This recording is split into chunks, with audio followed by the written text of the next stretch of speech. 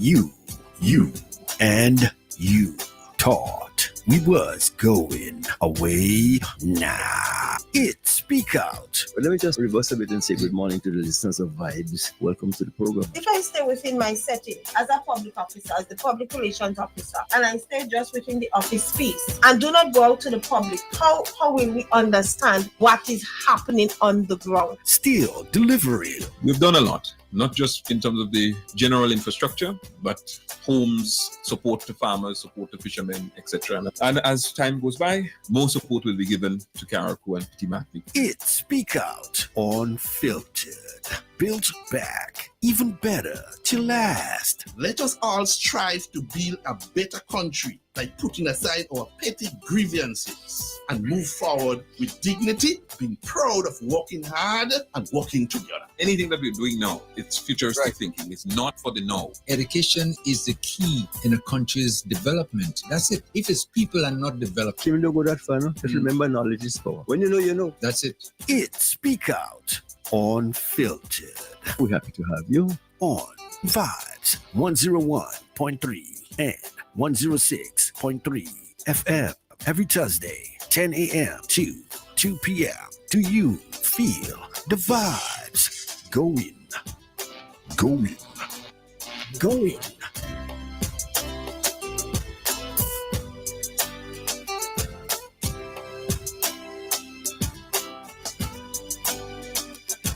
And at this point in time, just want to say hi again to you, our listeners on Facebook, and those of you on YouTube as well, those of you on the internet, and listen to your radios wherever you are. Welcome to the program Speak Out Unfiltered for today, Thursday.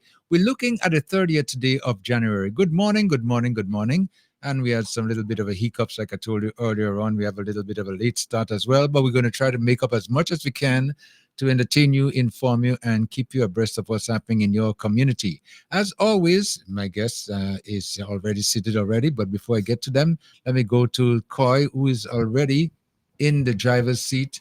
Good morning, Coy. Good morning. I like that expression, in driver's seat. You're in the driver's seat. Somebody got to be driving this one. Yes, okay? I know. I hope you have a license. Yes, I renewed it. Okay. Good morning, everybody. Good morning to all of us in studio at this time. And I want to say that today's program, I guess it's going to be an interesting one because lots of things have been happening around us here during the Carriacou and the Petit-Matney. And just want to remind us that as we exchange ideas, there definitely will be others, some with different views and ideas to what we might have. So let's continue to have a discussion that would lift us up, not bring us down. And so let's continue to support each other at this time. So I look forward to great things coming ahead. Right, of course. And then not other than that, Sadio, how are you doing? Tell me. I'm fine, thank you, Redeemer. I hope you're well. Oh, so far so good, yeah. We're thinking about the 30th of January. As the old folks used to say, January is an agony. It's an agony. Yes, you're dead anytime now. And in thinking about the transformation that we're lauding and say we need that kind of transformation, I think we should look seriously removing certain sayings, phrases, and probably words from a hard drive. And in the Carriacou contents, I was thinking about Zafait need to go, So we de need to go, we good so need to go, Palante, Pacamel, no me fault, a good so, I can't do anything about it. All these things we need to clean up. Yeah. Clean up and think seriously and aim high. But let me ask you now, and I know you're saying, but have you thought about replacing those? Let's say, are they so? No replacement, just remove them. Oh, just remove them. Okay. Okay, all right.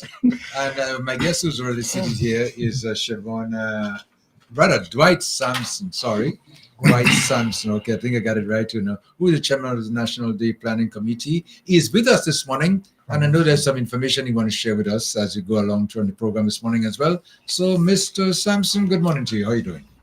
Good morning to Carriacou and Petit-Matney. Good morning to the fellow guests on the panel. It's a pleasure to be here. First time, actually.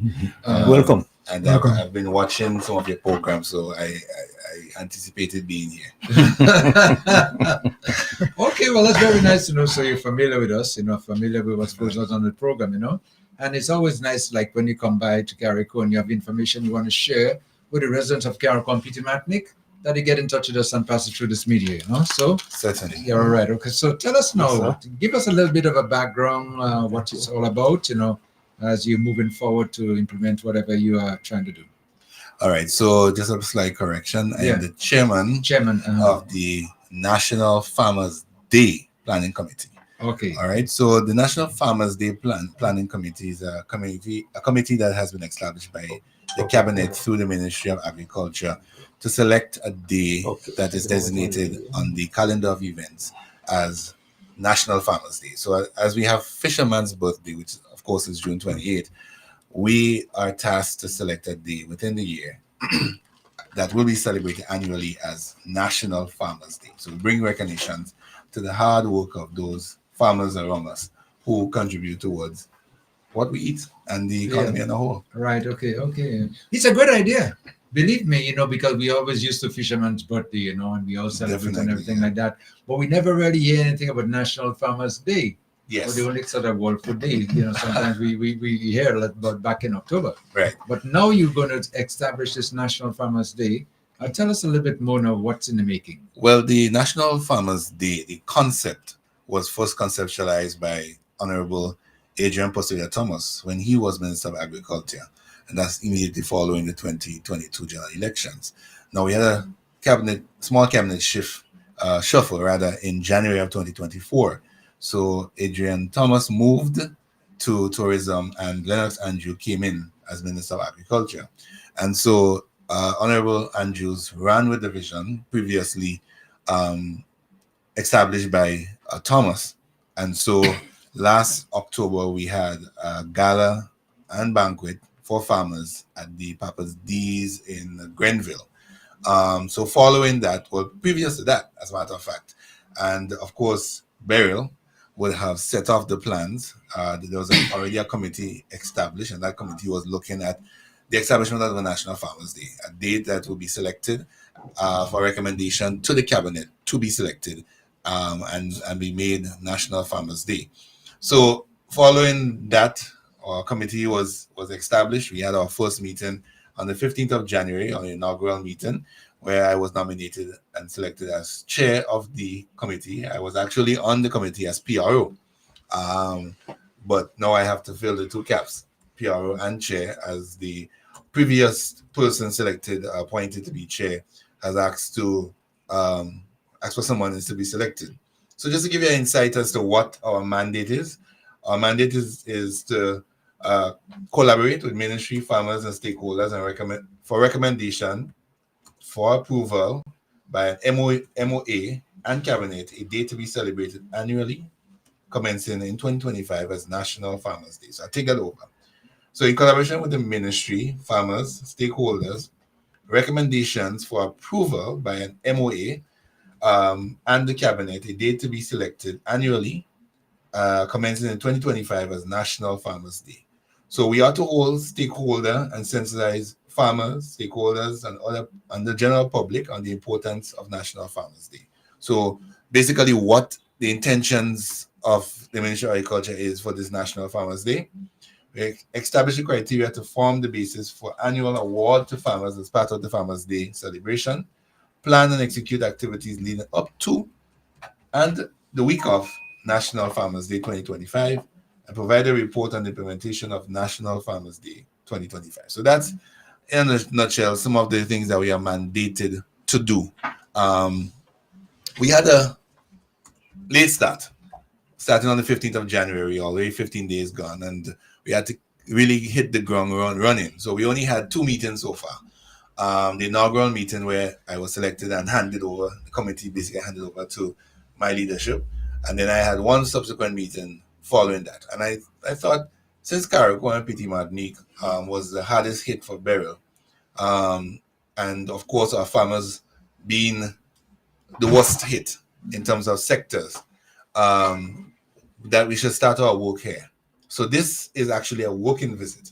So I'm here on the ground speaking to farmers. There was a farmers meeting yesterday I was a part of that, where I just basically let them know who I was and what we were doing and so on. And so tomorrow we're going over to Petit Martinique. We're not leaving Petit Martinique out. We're going over to Petit Martinique to meet with the farmers there. Following that, the committee is going to meet again, and then we are going to decide when we are going to have Karaku's consultation. So the idea is to have 5 consultations. Of course, we have 5 agricultural districts. So for the consultations itself, what we'll do is that we'll meet with the farmers individually, go to them, and because our mandate is sector specific, in that is agriculture, is farmers. So while we are to educate the entire Grenada, we want to go to the people that this is about first, which is the farmers. Yeah. And once we gather the information from them, then we go to the entire Grenada, right? So we haven't had our first consultation yet. So this is a working visit. Following this working visit, we will have other working visits in other parishes across the island, and then we are going to have 5 stakeholder consultation. Then we are going to make our recommendations to the cabinet, and from that we are going to have a series of activities leading up to whichever date that has been selected. Mm-hmm. So far, you've been in Karaku, you've been interacting with the farmers. What sort of response you've been getting from them? Well, to be honest, the response I've been getting is a favorable one, but the conversation always stares back to the economic support that that was promised to the farmers here. That seems to be the prevailing conversation on the ground right now. Some farmers alluding that they got support from the government, and how that support has helped them and how they feel appreciated by it. And others have said, I haven't gotten anything, I only got this and I didn't get that, and that has affected me. So it kind of put us in a rock and a hard place, put it that way, because you want to bring the point as to what you're doing to them, but you can't bring the point to them if it is that they have something else, because it really makes no sense. It's not going to get concerns. I got concerns. Yeah. So it's not going to get through to them. I mean, from a PR and communication standpoint, I've tried all kinds of tactics, communication wise. And some people there's a wall. But so far, I can definitely say the response is favorable. I had just this morning, I was actually going to get some breakfast, and I was stopped by one of the farmers, and the same conversation. But I encourage people just to be patient, just let the process roll out. As my grandfather would say, we didn't build in a day, but when he was built, it became successful. So just wait out the process as much as you can. We have 6-7 months from Beryl. I was here. Milton can tell you, I was here on the ground immediately following Beryl. I worked here, and many days I would have left my position and jump on a truck and got out there and help people. So I have a passion for helping people as well. But I think what needs to happen immediately is that farmers, understand that this is for them, and this is about you. And so if we can steer the conversation just in that direction for 5 minutes, then we can get that information, because this National Farmers Day is something that's going to be reoccurring from 2025 go forward. Right. So you want to make sure that the information you provide the committee with is what you want next year, the year after, the following year. The conversation about the economic support and so on is a no conversation. So this year conversation, put it that way. Yeah, okay.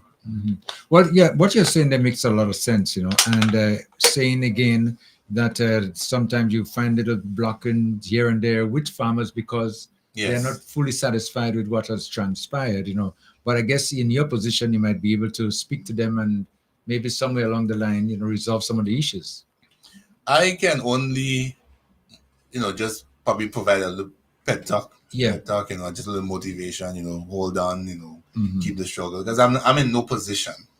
I don't represent the Ministry of Agriculture, neither do I represent the Ministry of Karaku and Petit Martinique Affairs, neither do I represent the government's voice. I am the chairperson for a specific committee, right? As I say, sector specific, and of course, but at the same time, you have to have a heart.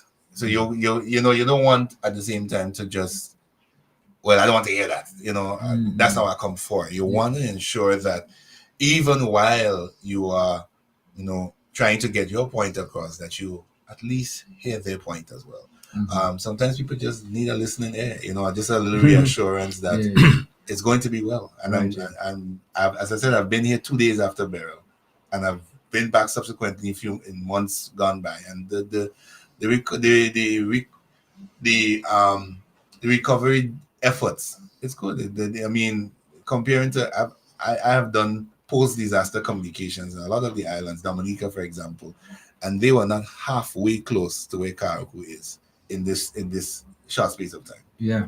Well, I like when I hear that, because I've been here listening to some other islands in the Caribbean, who have been devastated at times, and it seems that Karaku is on a faster process, maybe than most, in the past. Yes. But you're talking about getting that consultation. How soon you think you may be coming back, to consult with the farmers, in that session?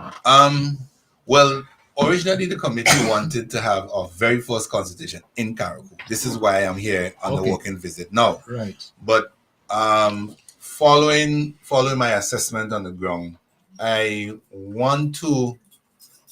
want to recommend to the committee that we do the other parishes and then come back to Karaku. And the sole reason for that is just give Karaku some time. Let's deal with the prevailing issues, because what you find happening is that, as I said, this is something of longevity.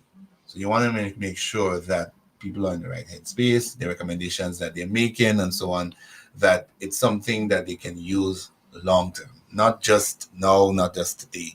And so I want to give additional time, put it that way. Yeah. But we originally planned to have our first consultation in the middle of February, leaving out the first week primarily for independence activities and so on. We don't want that to be distracted. But I do believe, from my observation and assessment, that we should give Karaku a little bit more time. Okay. Well, I'm glad that you said that, so they have an idea maybe when you might be coming back, but hopefully... It definitely will be in March. Yeah, it definitely has to be in early March. And then the date would be selected, I would imagine, from the consultations, they would be making the recommendations. Definitely. Yes, so the idea is for farmers, persons within the farming sector, agro processors, livestock, individuals in livestock, even the backyard gardens and so on. We want those persons to make recommendations, to tell us, okay, well, maybe we can do it August, maybe we can do it September, November. The committee actually has a date earmarked in mind. But as I said, this is not about the committee. This is about the farmers. This is about the agro processors. This is about the livestock farmers and so on. This is about them. So we want them to tell us, not we telling them. And we want to have conversations with them as to what they want, what they need, what kind of support, and for also them to make recommendations on persons within the sector, right here in Karaku and across Grenada, as a matter of fact, who have made significant contributions towards development of agriculture. Those unsung heroes, as we may call them, those persons who go above and beyond. We want to make recommendations for, as a part of our mandate, national awards and so on. So all of those things has to be considered. And this is why, for my assessment and so on, I want to give Karaku some time. Right. Yeah, definitely, because I have family and relatives here in Karaku. So Karaku is very close to my heart. And definitely I want to ensure, I'm one of those persons that believe that Karaku should always get their slice of the cake. And so even in our activities, I already told the committee from the very onset, inaugural meeting as chair, that whatever we do in Grenada in terms of activities, we are doing it in Karaku. Right, yeah. For the Karaku farmers. Okay. Well, so I would imagine that during the consultations, the idea of what format the day will take, what would be, they'll want to do on that day to recognize the day. All those will be considered in those consultations. Right. Yes. So even the activities that we are going to have leading up to the day itself, all of that will be discussed at the consultation. That's why one of the reasons why our format is to go to the farmers and hear their views and opinions. Then we take that back to the committee. We sit down, we put it together, we tabulate it. And in our national consultations, we say, well, we met with 60 farmers, for example. And out of those 60 farmers, 20 said, we want November and we want XYZ leading up to November. Right. And, the other 40 saying, we want X, Y, and Z, and we want X, Y, and Z leading up. And so we're asking collectively, everybody, is this what everybody wants? So that, because we want to make sure that we are dead assured that this is what farmers want. This is what, you see what happens with Fisherman's Birthday. Yeah. Once it's Fisherman's Birthday, everybody, all ensemble is involved because that's their passion. And of course, the start of anything has to be really top tier. For it to continue, for it to maintain that level of vibe, that momentum. Right. So right, yeah. so we know eventually as the years goes by, it's going to take on a mind of its own. But we want to give it the wings so that it can take off. Mm-hmm. Well, I like the idea of getting them involved, because it's their thing, and they're the ones going to participate and make it whatever it is, So Definitely. getting them involved and getting their opinions and everything like that is very important. And what you're doing as chairman of that committee is making sure that the voices are heard. Yes, definitely. And so that's why I'm here. I'm on the ground. I'm exhausted. Caraco's son is different to Grenada, definitely. Yeah. But I'm putting in the work because I'm passionate about this. I feel motivated. I came from a farming family in St. David's in Grenada, and so I understand the work. And another part of what we're doing is to bring some awareness to young people that there is work in farming, and it's not just about cutlass and mud. There's more to it. Part of our committee is we have a farmer that has a new way of doing farming, and that's one of the things that we will do in a part of our activity is to have him go into the schools and do demonstrations and so on. Farming has improved. The science of agriculture has improved, and so we want to educate our young people. So one of the things that I did yesterday is I went through to all of the primary schools on the island here in Caraco, just seeking out where their 4-H club is. Being a past 4-H and myself, I understand the importance that 4-H plays in teaching young people and developing that passion for agriculture from a very young age. And we need to get back to those things because at the end of the day, we can import all that we want to import. Somehow, what we grow here is still better than what we import.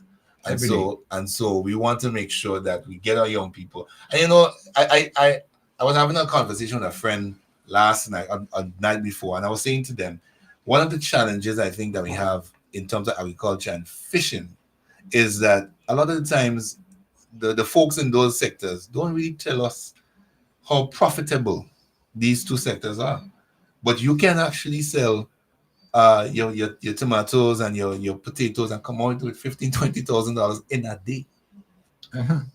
In a day. Yeah, no, definitely. And people don't understand that. People don't understand that. It may take you 6 months to get to it, but when you get to it, you get to it. You understand? And so we want to let young people know that there are profitable hustles in agriculture, and that they can take those profitable hustles and make a livelihood out of it.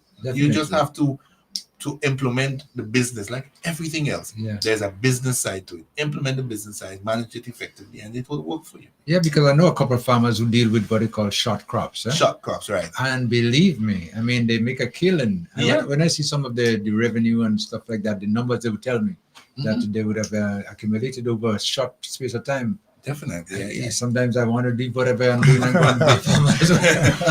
it pays off, and I think a lot of young people don't understand that because we have glorified the lawyers and the doctors, and of course they have their place.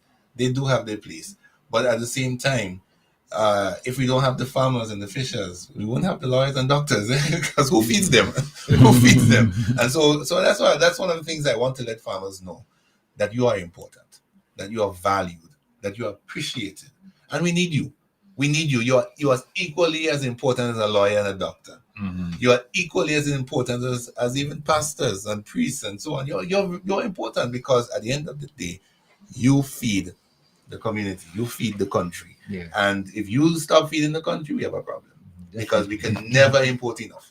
Right, that's it, So when you mentioned earlier on that you went through the schools, different schools, Yes. because you're trying to get them into it as much as possible to let them know what's happening. Yes. Well, we want to, as chair, I want to work closely with young people as well. And I want to ensure that we involve the school. So we have part of our activities leading up. We have a few activities that we want to recommend to the schools, like a school garden competition. We have a logo and team competition, and I also want to, I want to recommend, especially at the secondary school level, that students, they can actually rear fowls, they can rear rabbits, they can rear other small, even sheep and goat, and make a profitable income from it. And you can actually send yourself to school simply by doing that. So at the end of this period, I want to be able to report that we were able to award a young farmer in Carrick who has a couple birds, right? And he has taken, if we give him 20 birds, for example, by the time the end of the year, he ends up with 50, 60 birds because he would have reared those birds and then purchase more birds and so on, and keep growing the business. It is important because at the end of the day, entrepreneurship is where we need to go.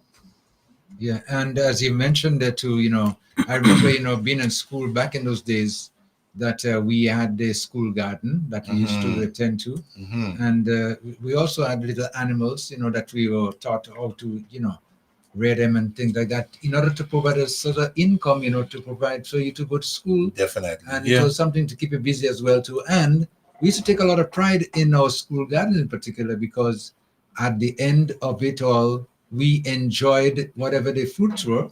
Right. Yeah. As I say, I'm an old 4-H guy myself. And I remember we used to, from our little backyard garden, and mine was on the south of the island in Grenada. And from that, we used to sell our produce to the school kitchen and use those funds to have our little parties and so on and so forth. And we had fun, right? But from that, you learn how to be an entrepreneur. You learn how to, manage money, and that's what's important. We don't understand the skills. One skill leads to many skills if you know how to manage it well. Because you just being able to be responsible to wake up in the morning. You have school at 8, so you wake up maybe 4 in the morning. You go, you tend to your birds or whatever. You clean your pens and so on. You collect your money. You save that. You have financial management. You're learning responsibilities and so on. One skill leads to skills, and that is so critical. And this is one of the reasons why I'm so passionate about this. I'm so passionate that the cabinet has given us this mandate, and we are tirelessly working towards its success. But we do need the farmers. So if they see me on the street, stop me. Let's have a chat.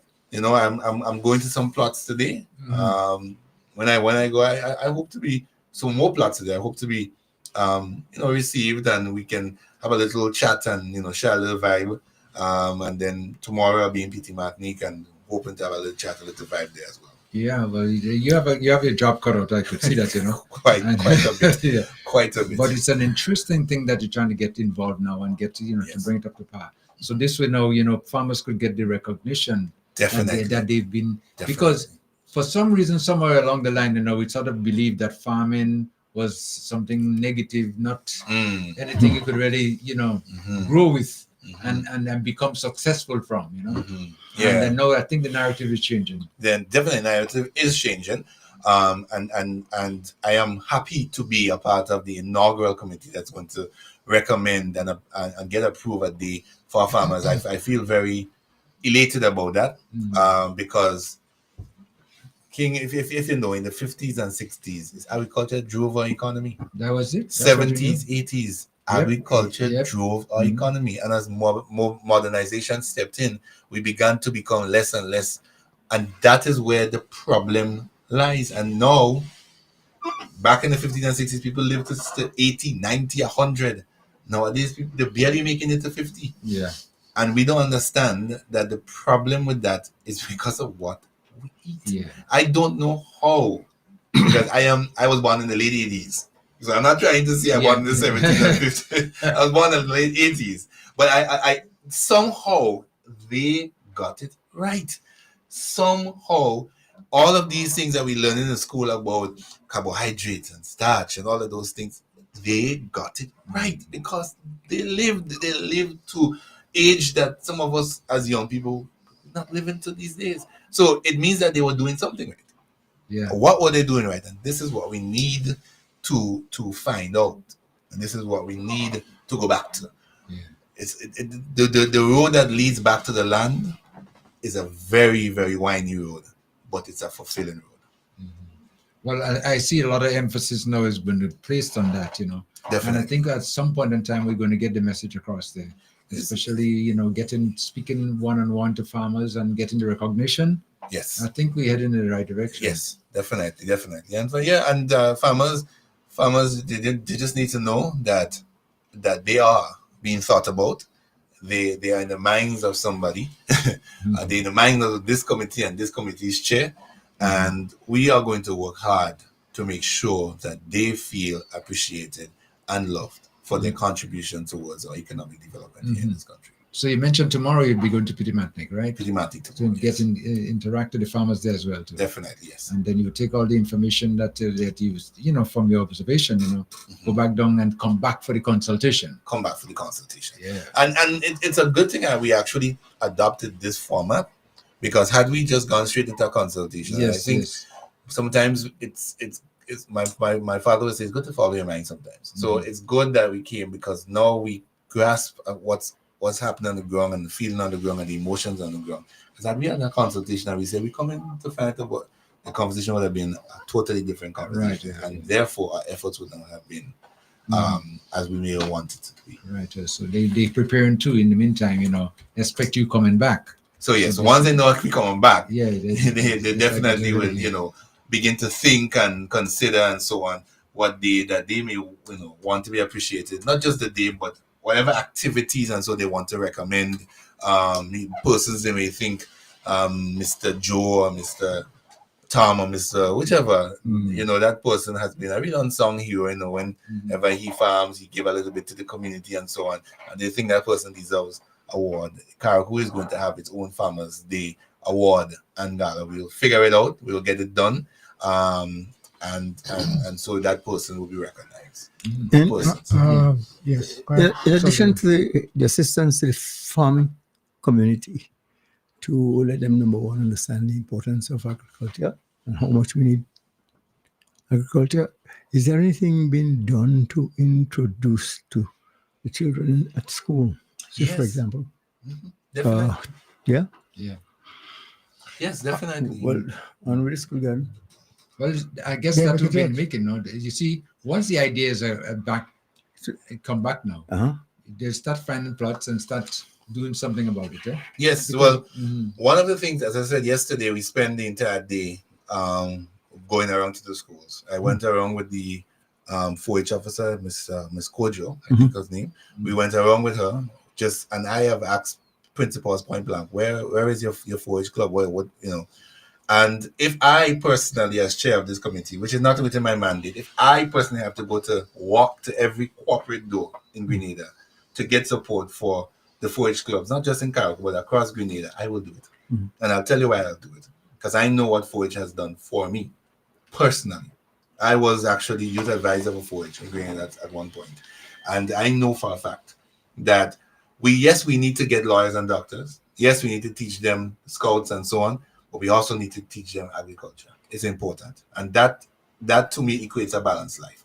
So I've asked all the principals, point blank, what's happening in 4-H clubs, and I will follow up to make sure that, if not all, most of the 4-H clubs are back up around. I actually recommended to Ms. Kojo, since Carriacou is so small, Maybe one of the things that you can do is to pull 3 students from every school and just have one national club.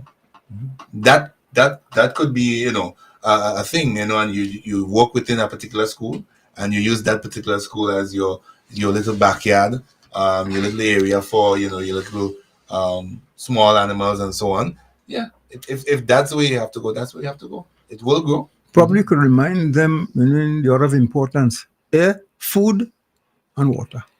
True. Life is all about Yeah. True. food.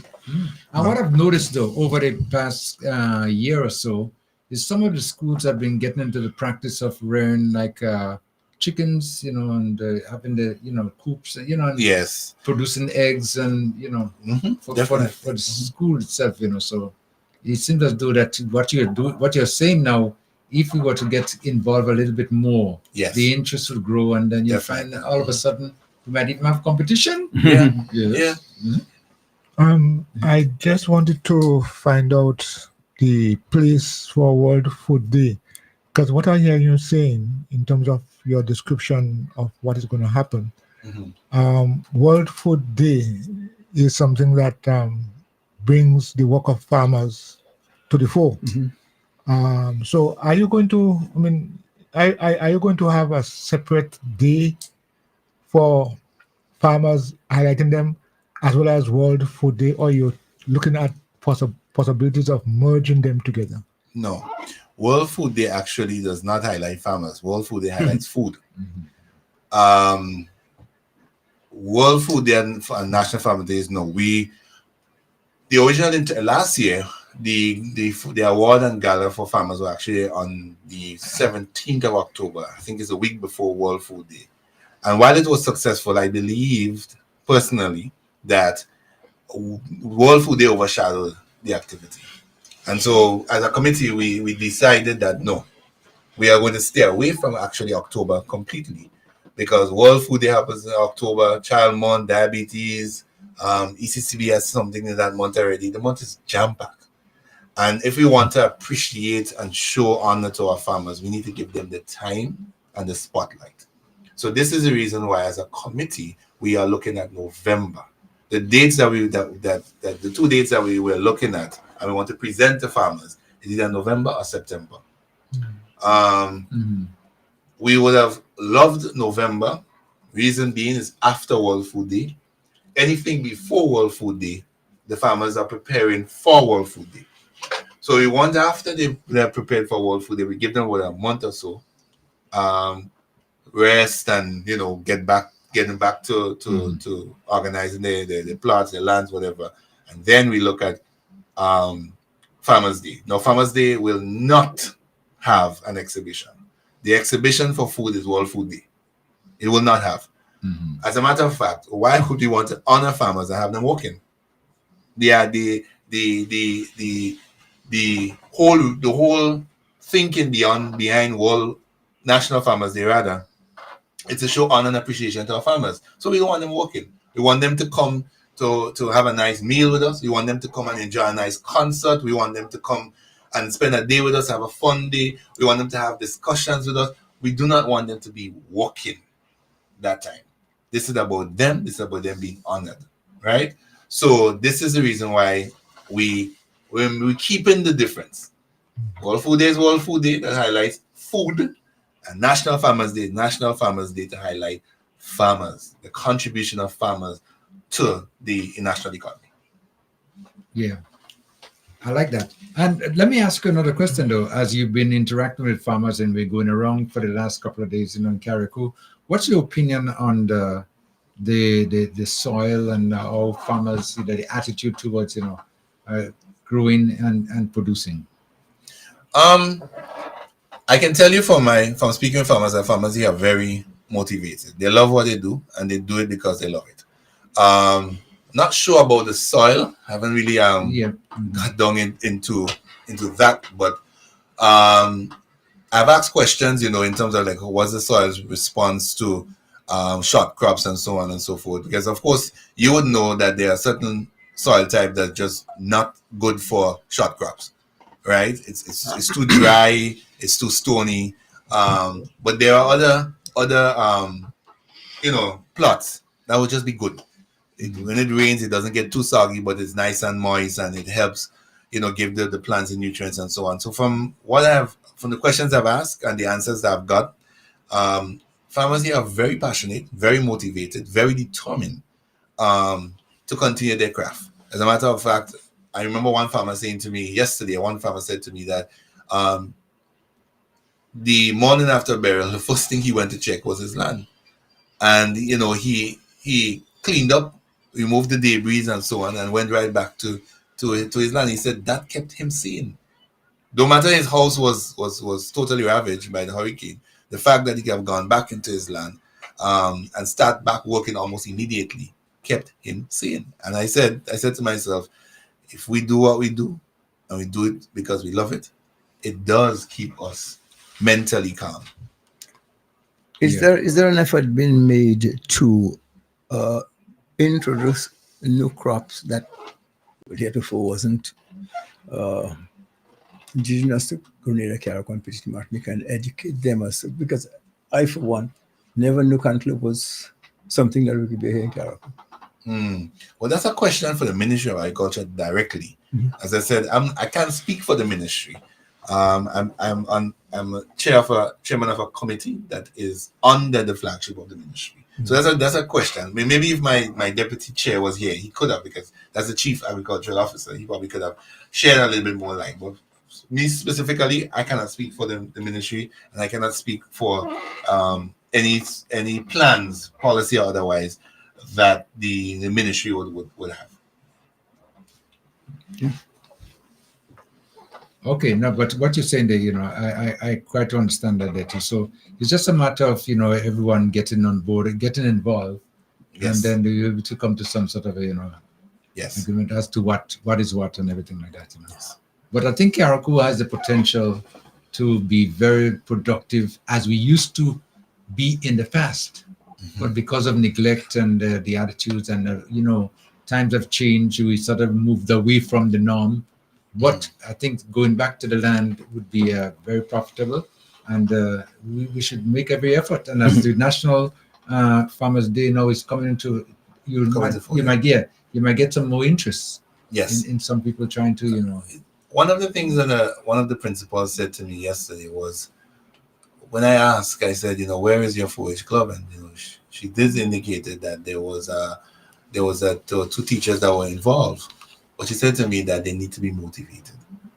And sometimes that's all that people need. Yeah. A little bit of motivation, a little bit of picking up, right? Some of us will be able to pick up faster than others, and we have to be appreciative of that. And some people is a drag. But I believe if we encourage, we show a little bit of love, and we show that you're not forgotten, maybe then people will, their minds will change. And I think one of the things, and this is why I'm very passionate about what I'm doing here, is that over the years, I think farmers have watched that every year there's a big bashment for the fishers, but it's nothing for the farmers. And they toil and they work year round, and nothing for them. That is changing. That will change. Under my leadership, it will change, and it's changing now. We are going to love and appreciate our farmers in the best way that we can, with the means that we have. Yeah, because our farmers are critically important. I've said this about 3 times in this interview. Critical to the gross development, the gross domestic product of our country. They're critical to the economic development of our country. They feed us. And if we don't have food, we don't have nothing. No matter where, no matter what profession you have, you don't have food, you don't have nothing. And so we need to show some love and appreciation to our farmers. And this is what this National Farmers Day Committee, this National Farmers Day is all about. Yeah.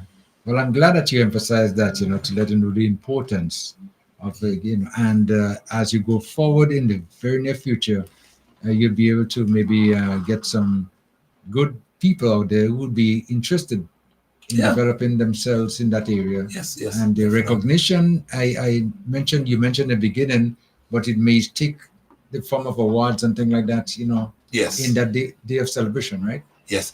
But it's not just the awards. Over the next 10 or so months, 9 to 10 months, there are other things that we are going to do. We have media. There's a media plan that I'm writing out now. That is going to bring recognition to our farmers, and this is going to go right up to the CARICOM level. CARICOM yearly have different projects related to agriculture. As a matter of fact, I was on a committee back in 2000, before COVID, so 2019, 20 thereabout, that was highlighting youth in farming, youth in agriculture, and that is something that I've already sent an email off to my former colleague who is at CARICOM now. I got a favorable response. So definitely something that we are going to do in terms of highlighting and spotting out the different things, the unique things our farmers are doing, not just in Grenada, but here on Carriacou as well. Because they have, over time, as I was saying to the principal, I believe, of one of the schools in the north, not Dover, the other one, I was saying to him yesterday that the greatest university that you can have is in the land. I don't know how, but these guys, farmers, can tell you when the moon coming, what the moon bringing, how the rain falling, when the rain falling, which side he falling from, and they have never been to a university. And those of us who have gone to university, we don't even know how we know rain falling. We don't know about moon and nothing like that. We go outside in the night, the place bright, full moon. It can be half moon, full moon. But they have learned the science of being able to tell that, okay, first quarter come in, so I need to plant. 3 days before, 5 days before, whatever they have. I'm telling you, they have the whole science, the greatest university you could find. And to understand the world around you, go ask a farmer, they could tell you. They could tell you. Well, I think just about any trade that you're involved in, experience, nothing beats experience. But can you ask a carpenter how to plant when it comes to moon? No. Exactly. Well, that's not his thing. But ask him how to miter. But that's what I'm saying to you. I'm saying to you to understand the world around you. Ask a farmer. They could tell you.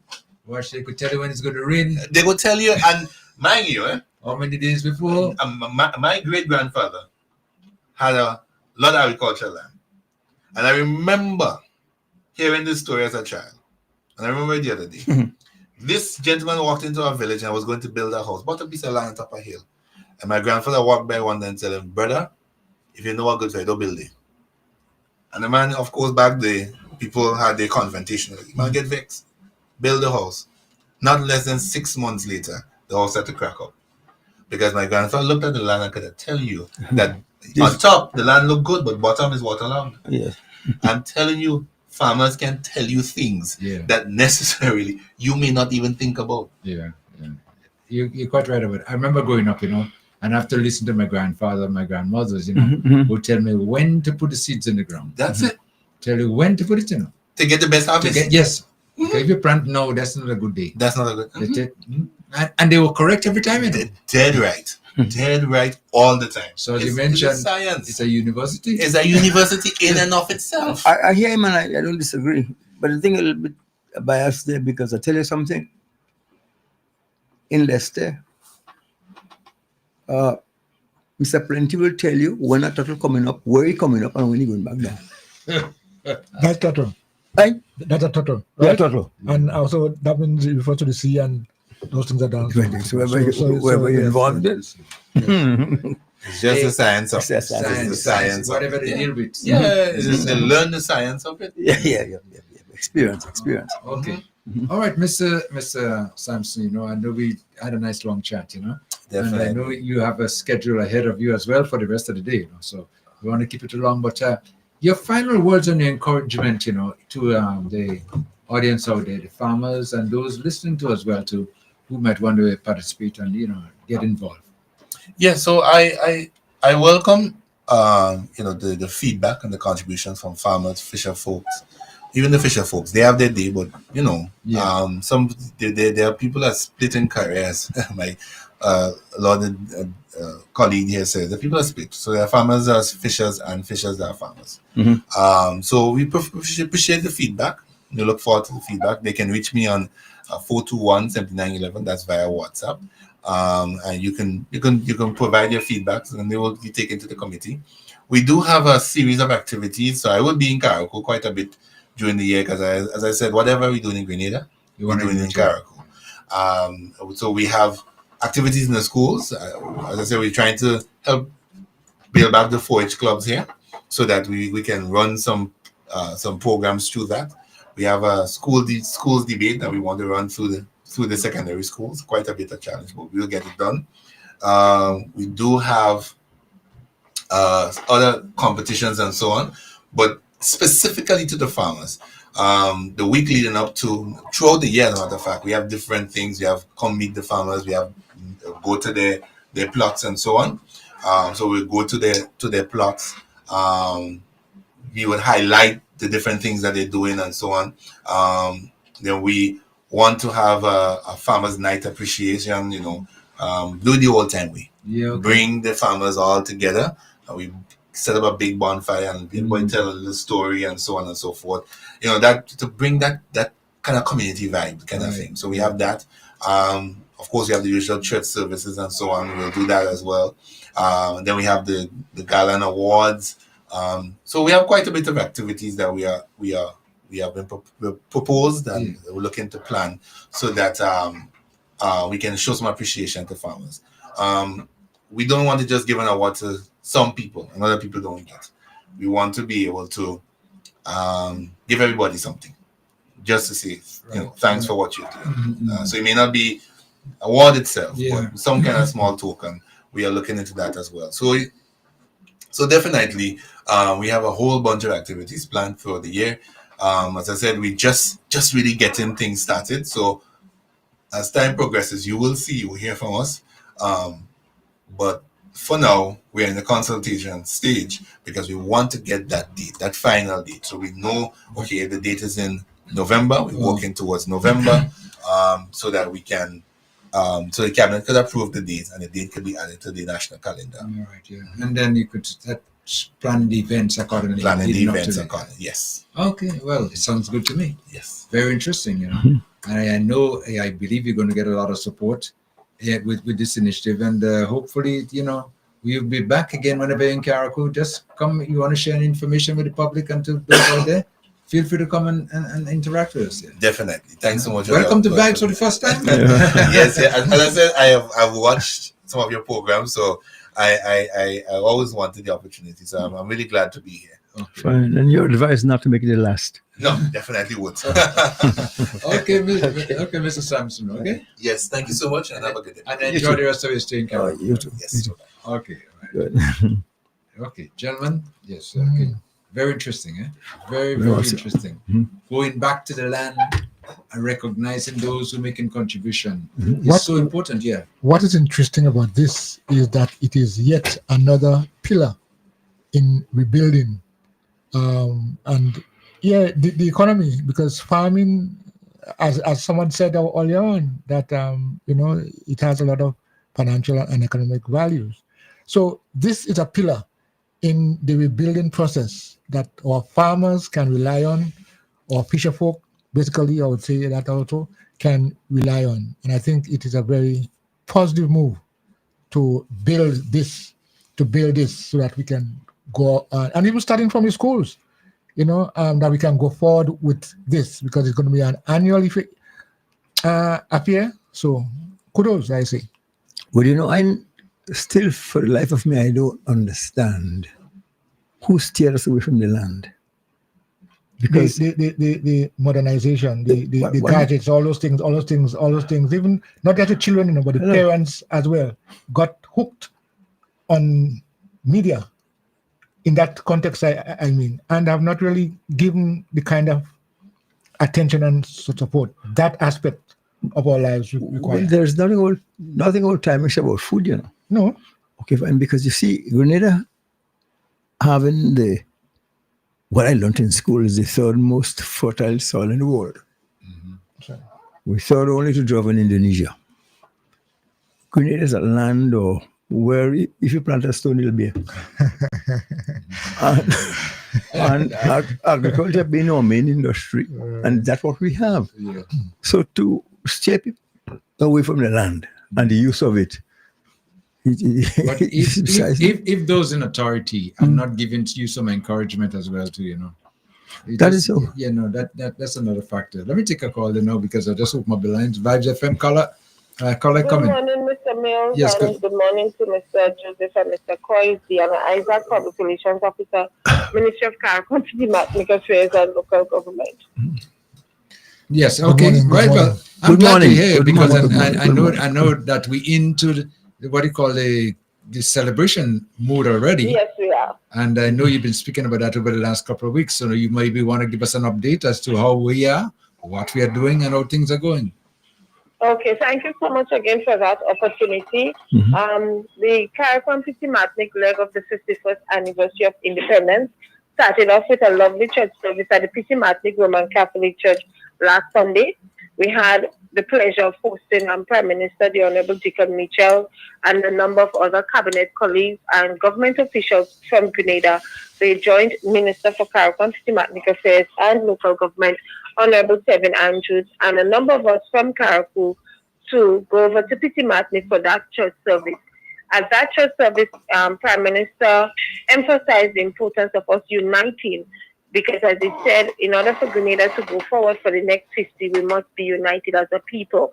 So that was the first event for our parish celebrations. And tonight we'll be hosting our award ceremony and a cocktail at the Momage Beach Hotel, and that starts at 7 p.m. The event is open to the public, so any member of the public can attend the award ceremony and gala at Mermaid. This year is extra special in that we have Governor General Dame Cecile Lagrinard with us, and there's a special part of the ceremony that she will be hosting. So Kim tonight will be special. We have over 18 awardees from Caracou and Petit Matnik, and I am happy to say that the awardees were selected by the people of Caracou and Petit Matnik. We did put out a call for nomination, and we had a Google form, and the persons from within the community of Caracou and Petit Matnik, and even Kayas living in the diaspora, submitted names for the different sector awards. And I'm happy to say, Kim, that we are having full support from the corporate citizens. They have responded to the call, and we must say thank you to the Grenada Development Bank and Bryden Miners. And our award ceremony is actually in association with Paddy's Enterprises and Hardware. They are our main sponsor for the award ceremony. We have corporate citizens like Hills and Valley, R&R Hardware, Richie Gay, and so forth. So we have a number of sponsors, and we have to say thank you. We are still open for sponsorship because we have 2 more events to go, and that is on Sunday, February 2nd, our church service at the Botanical Gardens and our cultural evening. Our church service will involve all of the churches on Caracou and Petit Matnik. A delegation from Petit Matnik will be joining us, and all the pastors, except for 1 or 2 of the churches, will be the one leading the service.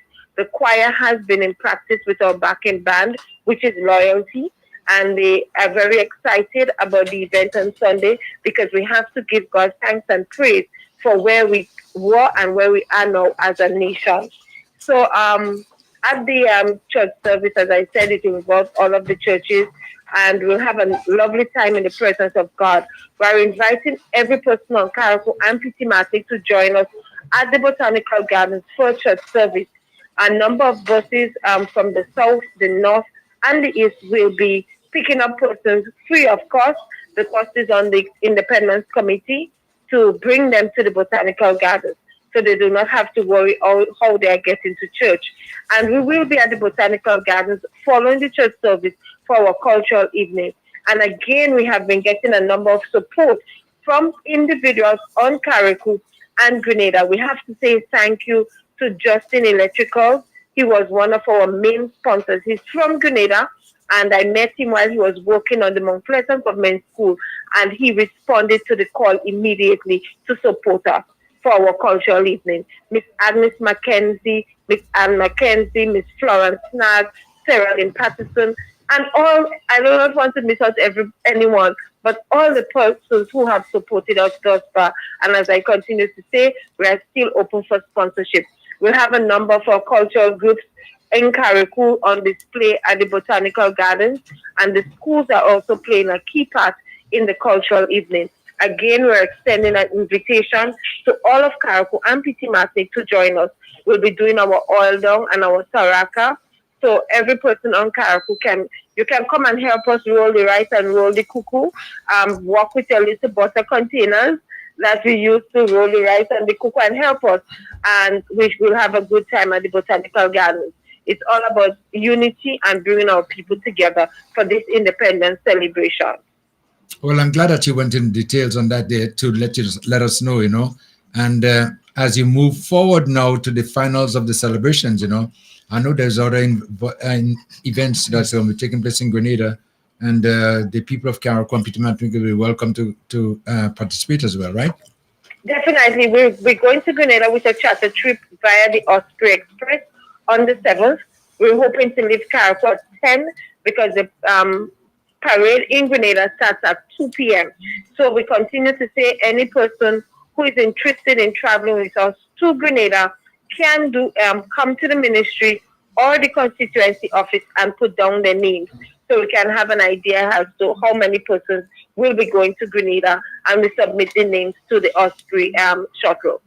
So it's open, it's our independence. We are encouraging everyone to join us tonight and to join us at the Botanical Gardens and to join with us to Grenada on the 7th. Diana, I must have a question for you. Did you say that we must walk with our butter containers for the rolling of the rice and cuckoo? Yes, definitely. Or if you have your calabash.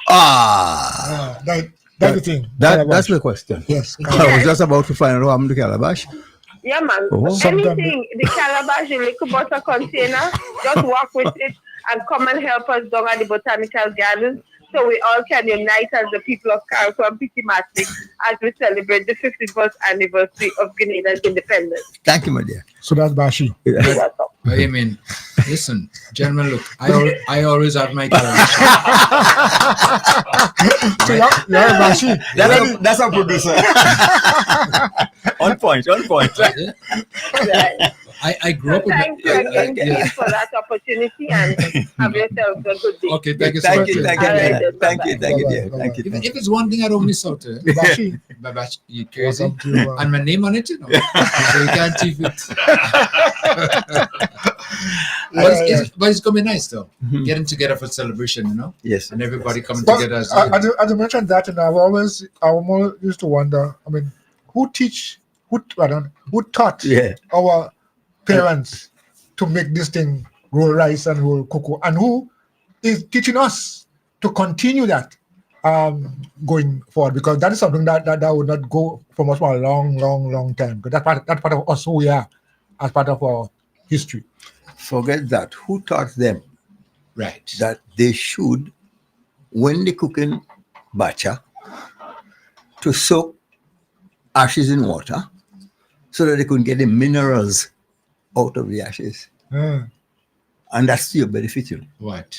The iodine and this and that. Yes. Who tell them they must soak water and use that water to cook the bacha? We always wonder those things, Yeah. But I tell you, they knew exactly what to do in every instant. And you shouldn't even ask questions because they were doctors in their own territory. They were telling us to drink, when you're going to drink black sage, drink black sage for 7 days and stop. Only to find out later on there was a British team here at Crookston, right, and talking about black sage and what a good antibiotic it is. Yes. And when you're taking antibiotics, you start restrain. 4, 3, 2, 1, then you stop. Yes. But who tell us old people to do the same thing with black sage? I don't know. Experience. But it's just amazing that how they came across with these ideas, and they were correct. Yeah, that experience. And not that only correct, it worked. Absolutely. Yeah, definitely. So a lot of this knowledge, and things like that, have never been passed on, and we don't follow up on it, and we get a little bit too modernized now. So we're not paying attention what is our Makurukam? The What is our Makurukam in the past? yes, okay, yeah, Not cotton leaf and salt? yeah, no, yeah, Yeah. yeah. This is yeah, good. Yeah, Yeah. No, that's it. And you know, the practices, those practices. Someone the other day, you know, said to me that they had sort of pain under the chest, like area, you know, Mhm. and I laughed and I said, "What happened? You bush it fall?" Copion. And they said, "What's that?" I said, "Well, back in the day, you have to go to no doctor now to find that out, you know." One of the older folks would just come there and they way off whatever they're doing in your stomach and whatever. When they finish, you bush it go back up. back up. We should go back up. History and culture. No, that's it. You know, But I think we should preserve these things. Yes, I mean, we talk about it now, and those of us who have been there and witness it, experience it, understand the value value. of it. Yeah, so we should document it and make it part of us. Something that we all should know. but we have not done that. No, but you know, I mean, we talk about it now, and we reflect. But how can our young people keep this momentum going? Because that's where we want it to be, a continuous process. I mean, you use the word now, bullshit. How many people can remember the bullshit? Oui, copion. Yeah. So I mean, I think this is so important. See my colleague shaking head. Yeah. Take it in. Yeah. But that's what it is. Anyway, we have our other guest that's sitting right now. So let me go over and say good morning to you. AJ, good morning. What's up? Good morning, everybody. Good morning, sir. Good morning. Before you go further, tell them what AJ means. Okay. Oh, well, Comrade AJ, Anthony Jr. Yeah, was named after my father. Oh, okay. Yeah, and it's an honor to be named after your father, Yeah. as they say. Yeah. Okay, well, that's nice. Well, welcome to Vibes FM and welcome to Speak Out on Twitter. Yes. Okay? So, special good morning still. Yes, yeah, we're still in the morning, morning, yes. Good morning to the panel. Morning, sir. Brother Leo and McCoy. Brother Coy. Yes, the name will slip sometimes. Yeah. Brother Mills, a special good morning to you. Thank you. It's an honor to be here. The people that's listening live on Facebook, the people that are listening via the radio, special good morning to you. It is Comrade AJ here, and I just came on the program, stepped in, Yes.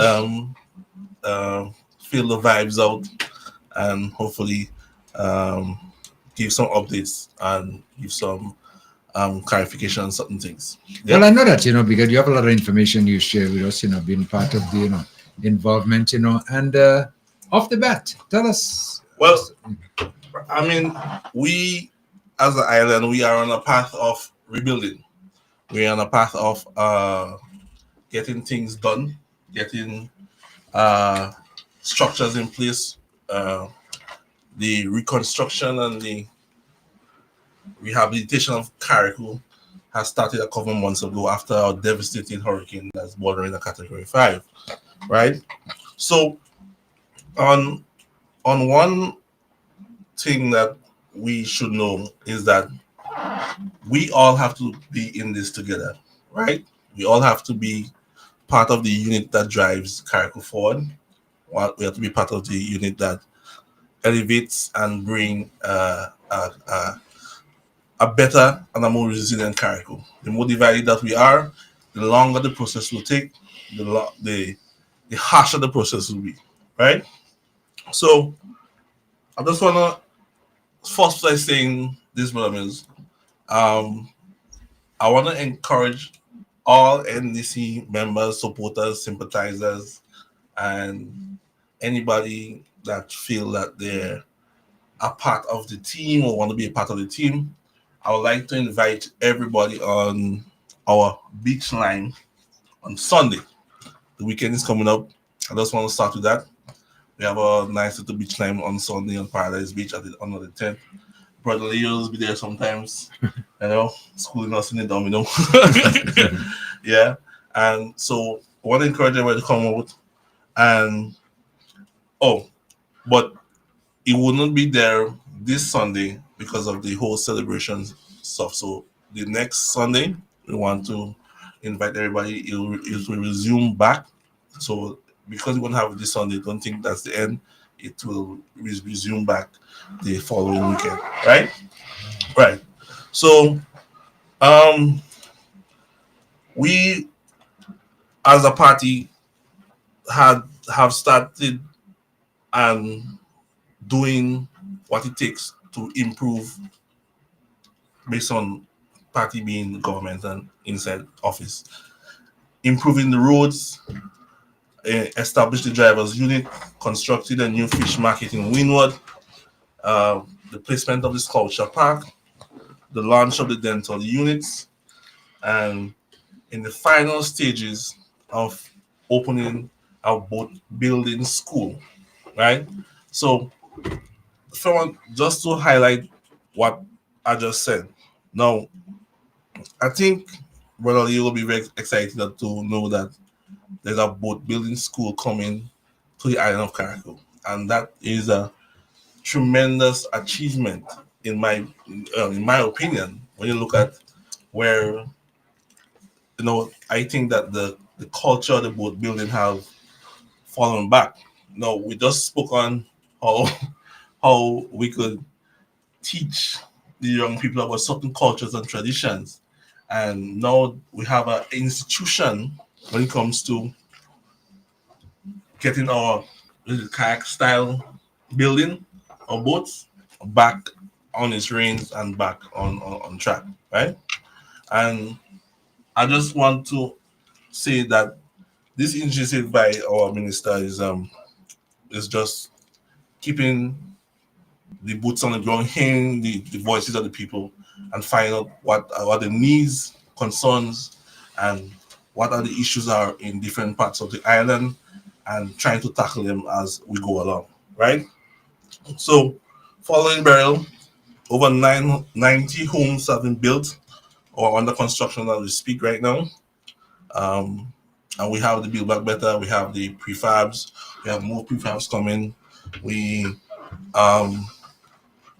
have a housing department building houses for people based on the size of families and so on, and there are even more on the way. So when it comes to housing in Carriacou, it's one on the top priority, getting our people, back into their homes, back into a comfortable state. And even with those where the houses are being built, the issue where we have people having damages to the property, damages to the home, material assistance, over $30 million in material assistance have been given out in the last 7 months. Now, some people may say, okay, well, this is we're seeing this over, we know this already.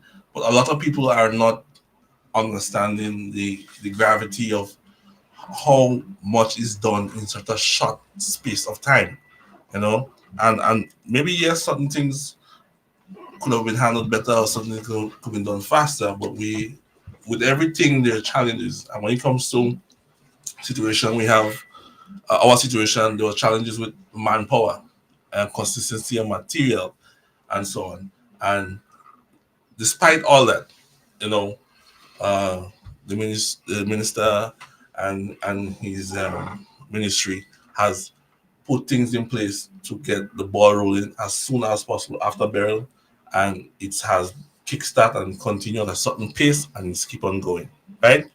So even when after considering the homes, the restoration of the people's buildings, the government buildings, you're looking at schools, you're looking at hospital, the government, the Inland Revenue Building, the post office area, different clinics, all of this were done under at the same time.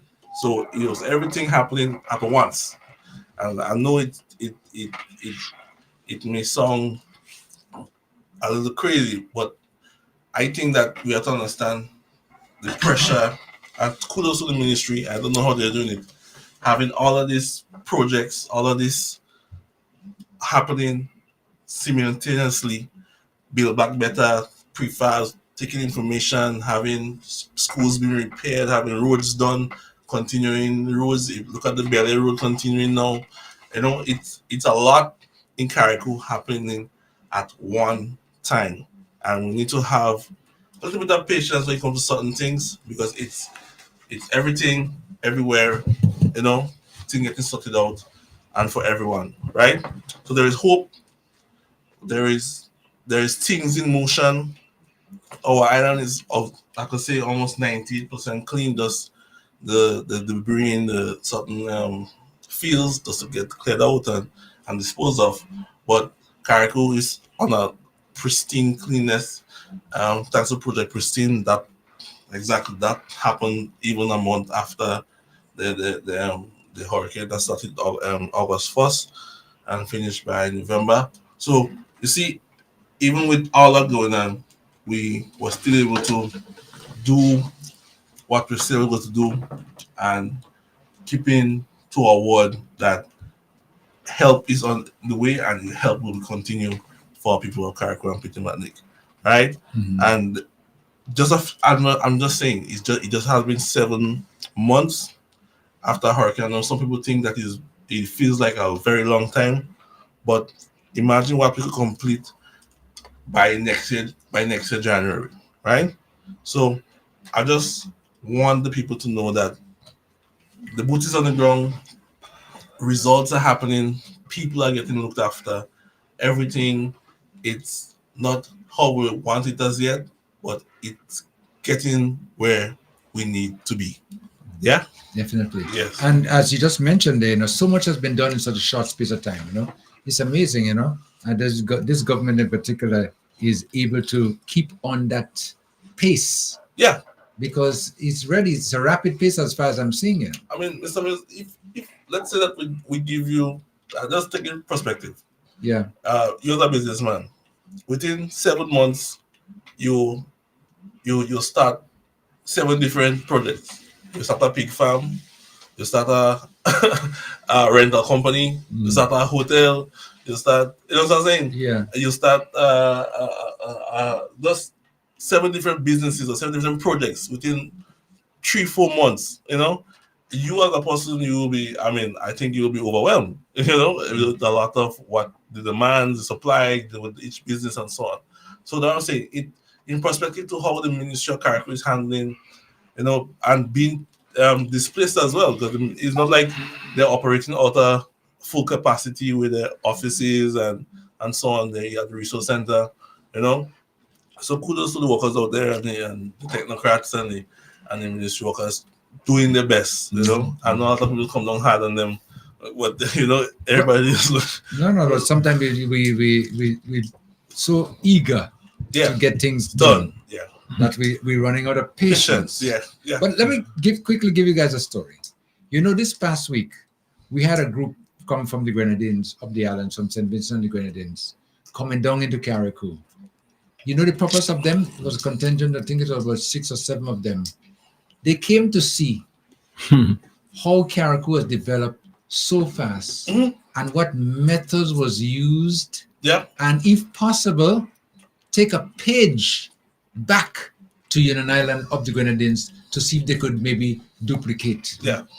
What has transpired? I've heard the political leader of the other side with a statement at the press conference saying that we're behind Union Island with whatever.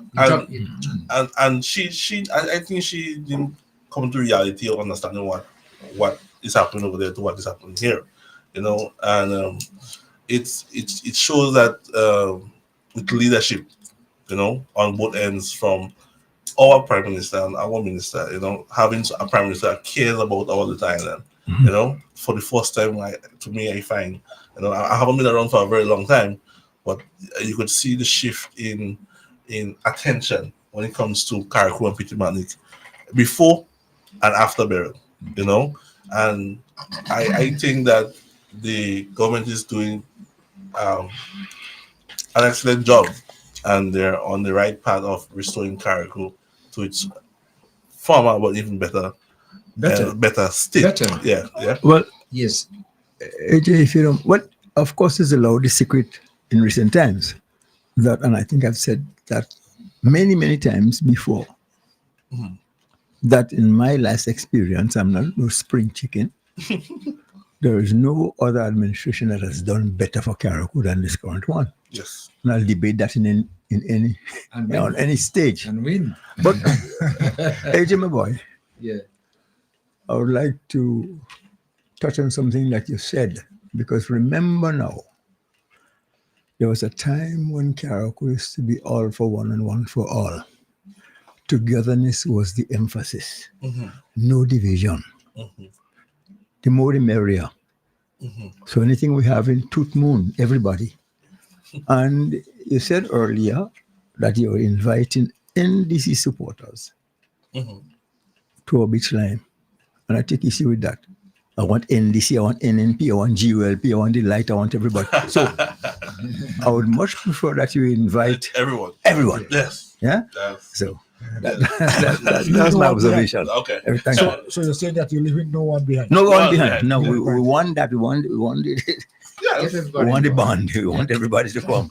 No, Mr. Mills, you just made a observation there and about some people that came from Union Island Yeah. and to observe, and you said maybe they may take a page. Well, the reason why they come is because they want a book, not page, a book. But yes, and I don't understand why people are still with the narrative that nothing happening in Carriacou. Yeah. I mean, just stop. Just before you say it, stop and think. Is there anything that's happening in Carriacou? Yes, certainly. Even though our neighbors coming to learn from us, because they understand that the process that we are on And the pace we and on. the pace that we are on is exceptional. Mhm. So, I mean, why do we say it? Is it Well, it's because we know it's true, or just because we spiteful No, and malicious? I just think it's trying to get cheap political points. well, I mean, you just go points like that.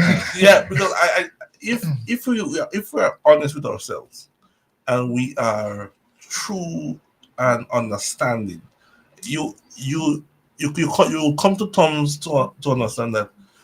Well, in my opinion, any disaster across the world, you look at California right now, that is was burning up in flames. Look at Brazil a couple months ago that had flooding. Yeah. Government could do so much. You don't see the government in America telling the people of California they will build back their homes for them or give them, you know what I'm saying? Build back all their homes and all this kind of thing.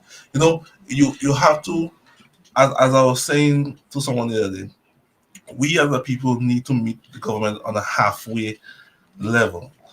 We need to be a little bit more responsible with our own lives. Let us try and, okay, so the government give us 15,000. Let us work and see if we could build. Let us work and see that we could do something for ourselves. Let us work and see, hold that responsibility to ourselves, you know, and not just count on the government to pull us out of every, you know, nick and cranny, every hole that we're in.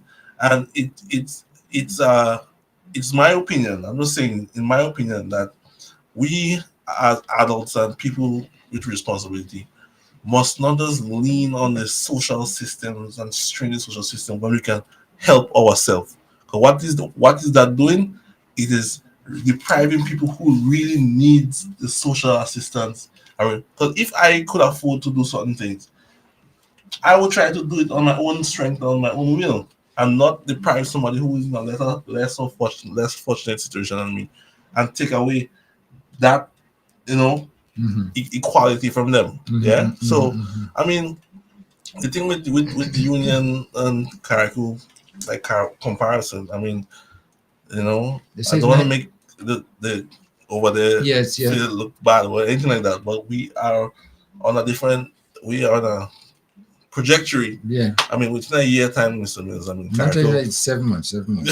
You say I'll that just say. And you say within a year, the distance we would have traveled again. Yeah. Be given another 4 or 5 months to go. Yeah. But I think, what has happened so far is going into the record books should be applauded, because things are happening here, there, and everywhere, and at a rapid pace. And I tell you, I'm so proud of what has been transpired, because up to yesterday, someone came to visit me, and they were here about a week after Beryl passed. And when they came yesterday, they were so happy and so excited and said, "Listen, what happened? You guys working like magic? This place has changed." And it's changing for the better. And you notice now the attitude of people in Carriacou, because of the experience we just had with Beryl there. The attitude now in rebuilding is building back better. Yeah.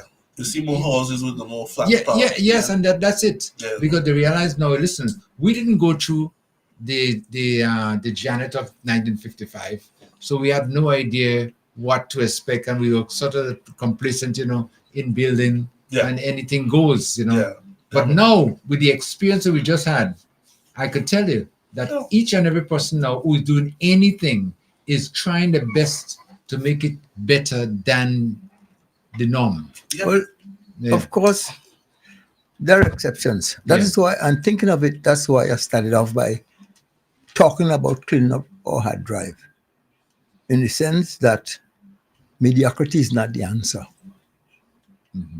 Vaikiva is not the answer. No, right, Palante is not the answer. And so we must keep reinforcing that. Because remember, we're suffering from a 30-year tenure of people being taught how to be dependent on the government and not do for themselves. Exactly. And that has that's gone through the entire system. Don't think it's just an NP that lazy, or dependent on government. So it's Caracons across the board. So we have to be honest with ourselves and try to educate people as to what is necessary for own upliftment. Government is not the answer. We didn't this thing that we always have to depend, and I get up in the morning because somebody else should do it for me. Must go. And if we're going to be doing what we say, and in this day and age trying to improve our little island, we should aim for higher grounds. Yeah. This half-assed business has to go. So that's my take on the issue. Yeah. And it'll take a long time, because it's been a lot of years that has been taught. Yeah. So I heard you say, I'm hearing you saying, so you have been taught. No, I think the word that we have to use there is we were indoctrinated. Being taught is a nice way. Right one. But there was a deliberate effort to indoctrinate, for us to think in a particular way, for us to behave in a particular way, knowing the end result is that we are going to be slavishly depending on them. But not only that, Brother Coy, it's you not challenging for better. You all will do, if you're so dependent, is sit at the table and ask for crumbs. Yeah. That is what you'll do. You will not ask for better. You will not challenge or apply for the bigger piece of the pie, because you're systematically grown into just taking what is given to you and not what you will see that you want and try to get. And that's the difference. We have a government now that will meet with you. We will come with terms, you come to negotiate. If you have an idea or a plan that you want to work with, they will, make things easier, give you whatever necessary support they can. And that is where I say we as the island now, as we're going back better, as we're going into a phase where Carriacou will need certain services, Carriacou need certain products, Carriacou, we're going to it's 2025, certain things that Carriacou didn't have before. Let's try and see if we get it now. Look, the ministry have GDB of here, they have physical planning. All of these had to happen after Beryl, because we need to get a better Carriacou and a better. So when it comes to the different integrity of houses, physical planning had to come up and teach you about the adjustments to be made. Because when we're building back, we don't want to build back the same, we want to build back better. Just a minute. Yeah. Vibes FM, Landline caller coming. Landline caller coming. Good afternoon. Yeah, good afternoon. Oh, yes, yes. sir. Gentlemen, I listening you all, Mm-hmm. and these things I heard them before. Now, the new leader of the new national party, I don't know if they have a spirit, To me, their business is just a lie. And if you keep speaking a lie to people for a period of time, they will end up believing it, especially when they don't know better. I heard Kevin Debong, that first statement that that I heard the NNP make, nothing happening in Carriacou. Next thing, a few days later, I heard government spend over $17.1 million in Carriacou, post-burial. Now, come on, this should not be party thing. This should be state. Okay? This is people. If the government spends 17.1 million or more in Carriacou and Petit Martin post-burial, and you as an opposition is saying no, are you confusing the people? What is the motive for saying so? Are you? Let me hold that piece for when I end it up. Now, I'm hearing from the gentleman there, adding to what you have been saying over and over, how rapid the pace of development. I think one of you all some time ago on I think was his first or second program speak of that is transformation. Because Carriacou now is seeing something new. Okay? And I hearing people from New York coming to Grenada and speaking of what they hear happening in Carriacou. But now we're hearing people who live here go over to Carriacou. They're so bad-minded. They can't tell people in Carriacou that, they're coming back in Grenada and speak that. I mean, come on. Could you win an election with that? Could you convince people with that? People are seeing for themselves. Thank God we have television. Okay? YouTube been helping us a lot. I don't do drive-by or walk by. I sit in my living room and I told the whole world when already, country after country. And I see in Carriacou, I see Union Island. Well, if the leader of the not opposition but the NNP party went to Union Island, what she would have said? I mean, come on. And now I'm hearing that people in authority in St. Vincent visited Carriacou to have the experience for themselves, okay? To know how, if they have to do anything in Union Island, what format it should take. Now, I don't think the leader of the NNP heard that. Or, if she heard it, she believed that should have never been held. Yeah. Because where does that put her? You having someone now from a neighboring country coming over to a neighboring country to see what is going on since burial. Huh? And I guess if the eyes could have opened wide for the rest of the year, it has opened wide. Because as far as I understand, they are shocked. How so fast? Carriacou and Petit Martin since burial. How so fast? They are now transforming at a rapid rate. And you hear the opposition, the opposing party leader who hopes to lead Grenada, spreading these lies and propaganda. NNP is not, well, the interest is not in Grenada. The interest is to get in to help themselves. Leave the politics where it is and put state force. The people will look at you as an opposition if you are speaking the truth. Oh, so because I didn't go to Carriacou, I don't watch news, So you could come back and say, nothing happening in Carriacou. And something about who not talking to who in Carriacou. That's what I'm leaving for last, but I can't remember exactly how it went. Okay? Oh, something like, as if we tell people in Carriacou, don't shake your hand. So hold on, so you're the children then. Could I tell big people as you not to shake this hand and person's hand? Yeah. I don't understand this thing that's going on with the NNP. When Propaganda. they was in office, they make a mess of Grenada. Caller, Right? you know, I always like a little dialogue with you, but you must understand your intention. Your intention. If you open a business pursuant to a business plan, good discipline, and steadfastness, success is around the corner. If you start a business pursuant to a malice plan, because somebody you want to spite, failure is around the corner. Yes. So these people, for example, I know if she's the leader of the opposition, leader of the party, what she is right now, but even her position is not true. So what do you expect from that? Nothing about that is true or factual. Yeah. So that's the intention is what they're doing. That is why you see we have to keep on saying over and over, and they keep debunking the lies that they tell. Otherwise, there are people who are so gullible that is going to believe what they're hearing. And if nobody's going to say different, they'll just go along with that source. So who is gullible? Only, let me tell you something. A lot more than you think. 5 years now, I've been looking at the NNP supporters.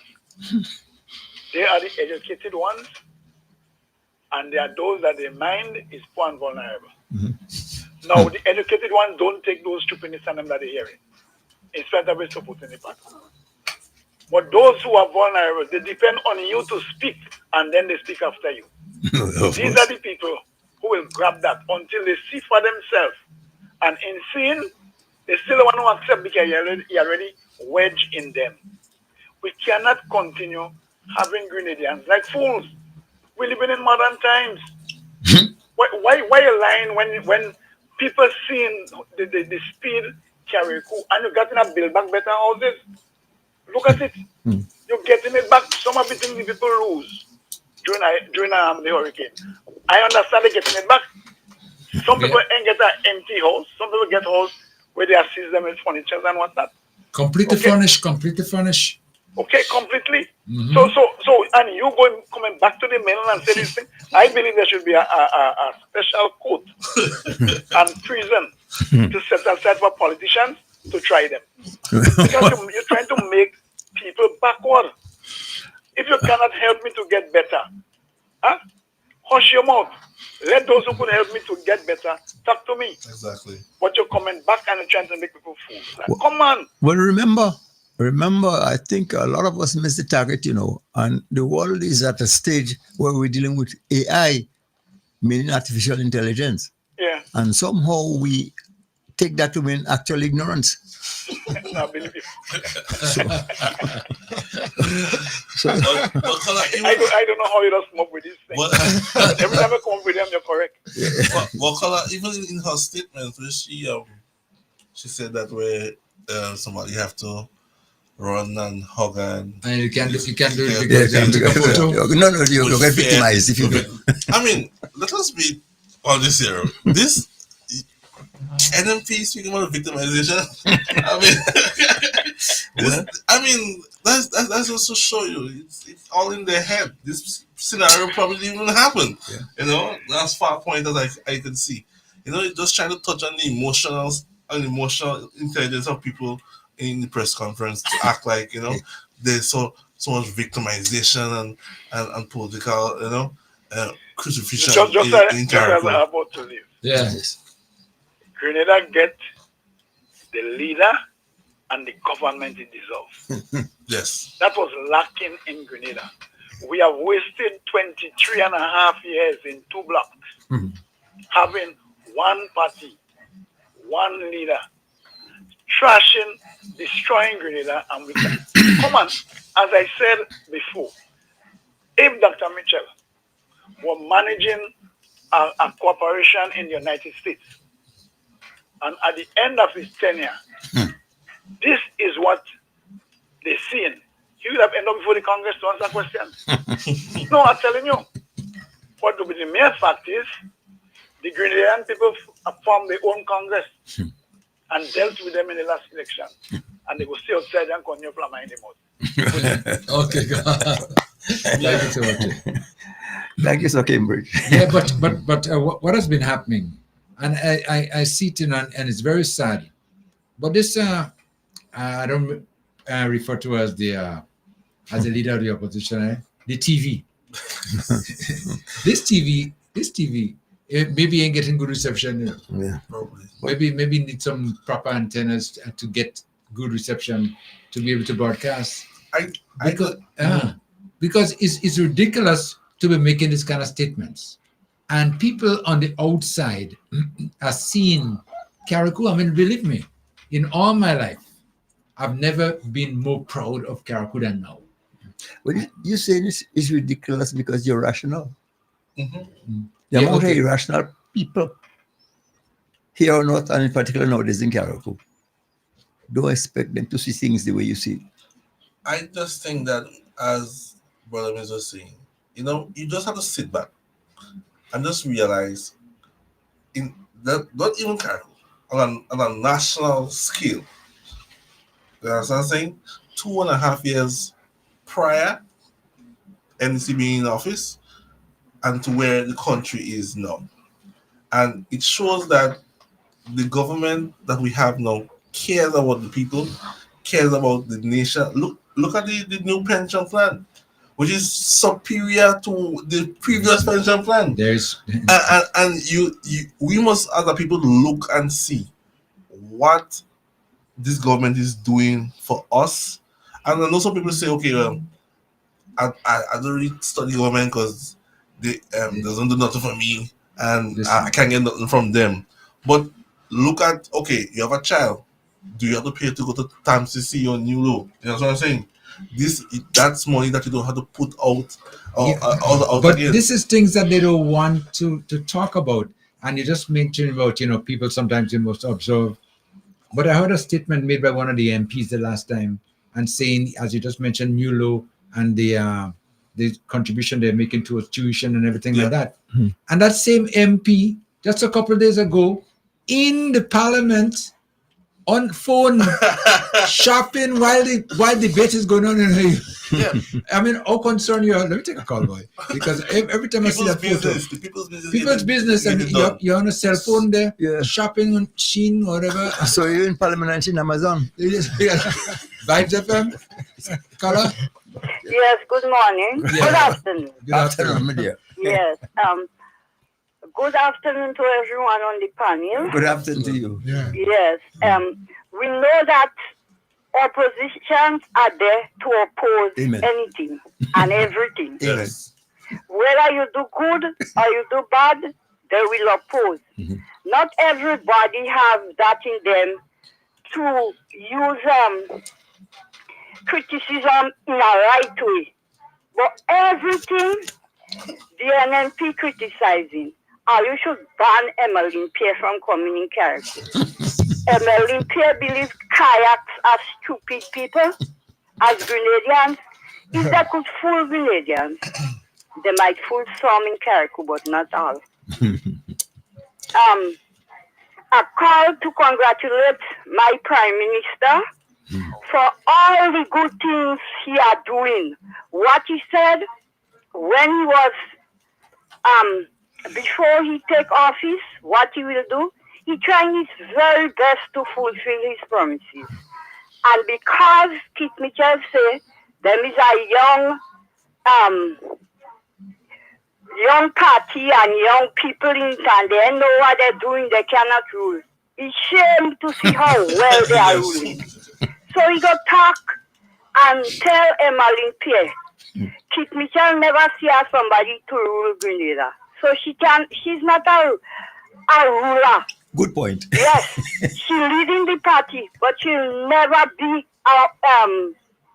take that party into opposition because they're dead already, ready to bury. You know, see what happening? If they want to see what happening, open their eyes wide. Every week they're having meeting all about. And one set of people from all about going in the meeting. You don't even think people in the place where they're having the meeting come out to support them more than they. organized bus all over. And that is the people you see going every time. LNP dead already. And they're ready to bury. Tell them keep themselves very quiet. Olympia talking about who do this and who do that. Who don't shake hand and who shake hand. There was once I went to sympathize with somebody that died in my community. And Kit Mitchell came. He met 4 of us in the veranda of that person. And he said, good afternoon, was one man. Ladies and gentlemen, I will start with the ladies first. He checked towards that person's hand, and when he put his hand inside, man, he pulled it out the same time. The gentleman asked, Miss, why the Prime Minister couldn't shake your hand? I said, they inside, they go and ask him. One of the ladies said, in truth, why he couldn't shake your hand? I say, bad and good cannot mix. The minute time I say it loud, he walk out the house and say, he have to go. He doesn't stand up. He couldn't even watch me in the eye. So tell everybody the shame. Okay. So have a good day and Colin. continue doing all your good work. Okay. Thank you, and same for you. Okay, bye. Next caller come in. Caller, you on? Caller, what's up, caller? Yes, go ahead. Hello? Yes, go ahead. Yes. Good morning. Yeah. All right. You guys been saying all the time that NNP had to produce a voting farm. Yeah. But they also produce a live farm too, you know? Because I was listening to a youth parliament. There are some youth rally or something like that. And the guy that leading the party, the same thing that NNP is saying the same thing they're saying. So they sit down together and they concoct this thing, and everybody speaking the same language. They're like, Okay. Yeah. They're like, everything is a set of lies. Mm-hmm. So they're focusing on set of lies, even in among the youth, and say that the youth are never victimized and they're afraid to talk and they're afraid to come to meetings. And because they had some meetings somewhere in the state. And they're saying that they had about 300 followers there. And more wanted to come, but because they're working with the government, they're afraid to come out and come to the meeting. They're working then. So they always talk about victimization. It's a lie. Yes. Okay. So they produce lies. That's all. Oh, okay. Have a good day, guys. All right. Thank you so much. Landline caller come in.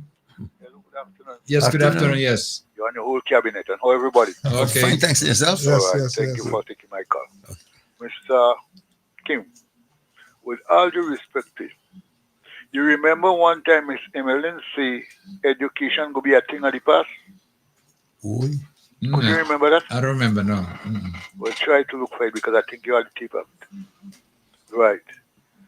And I want Grenadians to understand, if they know what is good for themselves and for the children and for the future of this country, make the right decision. I come back with the same point again. Make the right decision. Else, Grenada are going to go down a slippery slope without slippers and even able to come back up. They're trying to take it up right now. And if they slip back down, they would not get it to come back up. Because look at the left and look at the right and look at the center and you will see what is going on in it.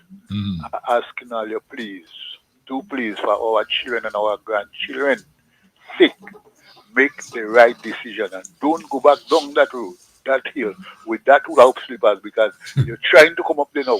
And if you slip, you don't get through, you can't come back, you're done. You have to get a crane to take you out inside of it. Thank you. Have a nice day. Okay, thank you so much. Let me remind our listeners the telephone numbers to call 403-0101, 403-0101, and 443-0101. You can also call 458-1918, 1958, 458-1914. Okay, let's continue with the discussion, gentlemen. As you've very well been following up what's happening in and around, hot in the politics right now. But as you very well would see from some of the breaking news and everything like that, the house crumbling, is shaking. And not surprising, but jokingly, I saw a photo of Andy, Honorable Andy Williams, and he's, according to what they were saying in the photo, offering a Build Back Better to those folks in the NNP. Well, I want to say this. Politically, let's just leave them where they are.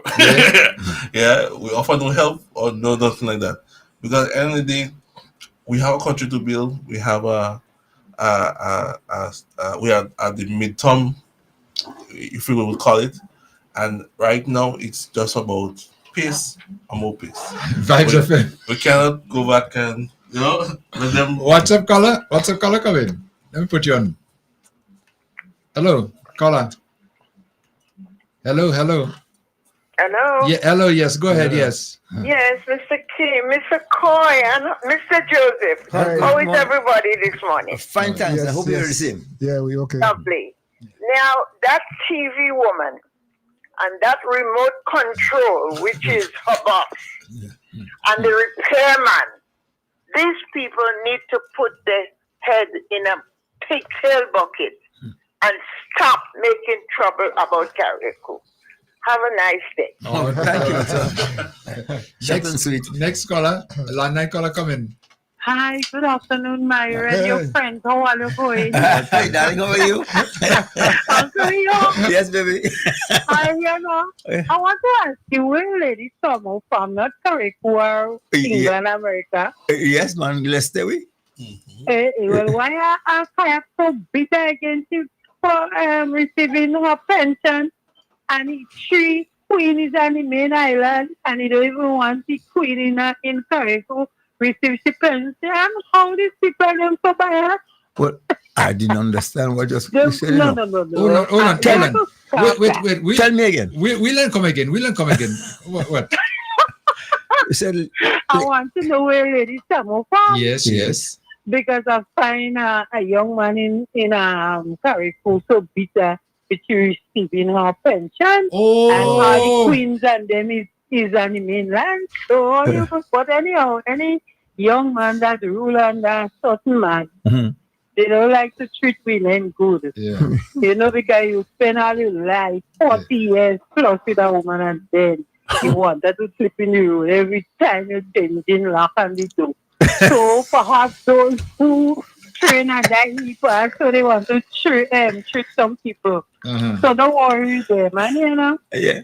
In all the animal fishing, rabbit drop more regular than all. I think NNP ton a rabbit. No, you don't see how they drop in out regular.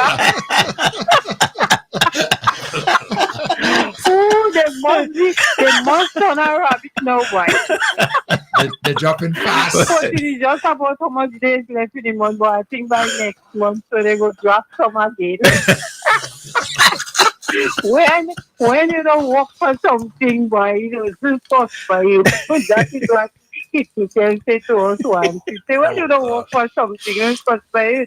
They didn't work for this party, boy. So the time while LNP saying that just do the work and show you people love you here, that you don't have time for them. What? I want to make up a cricket team.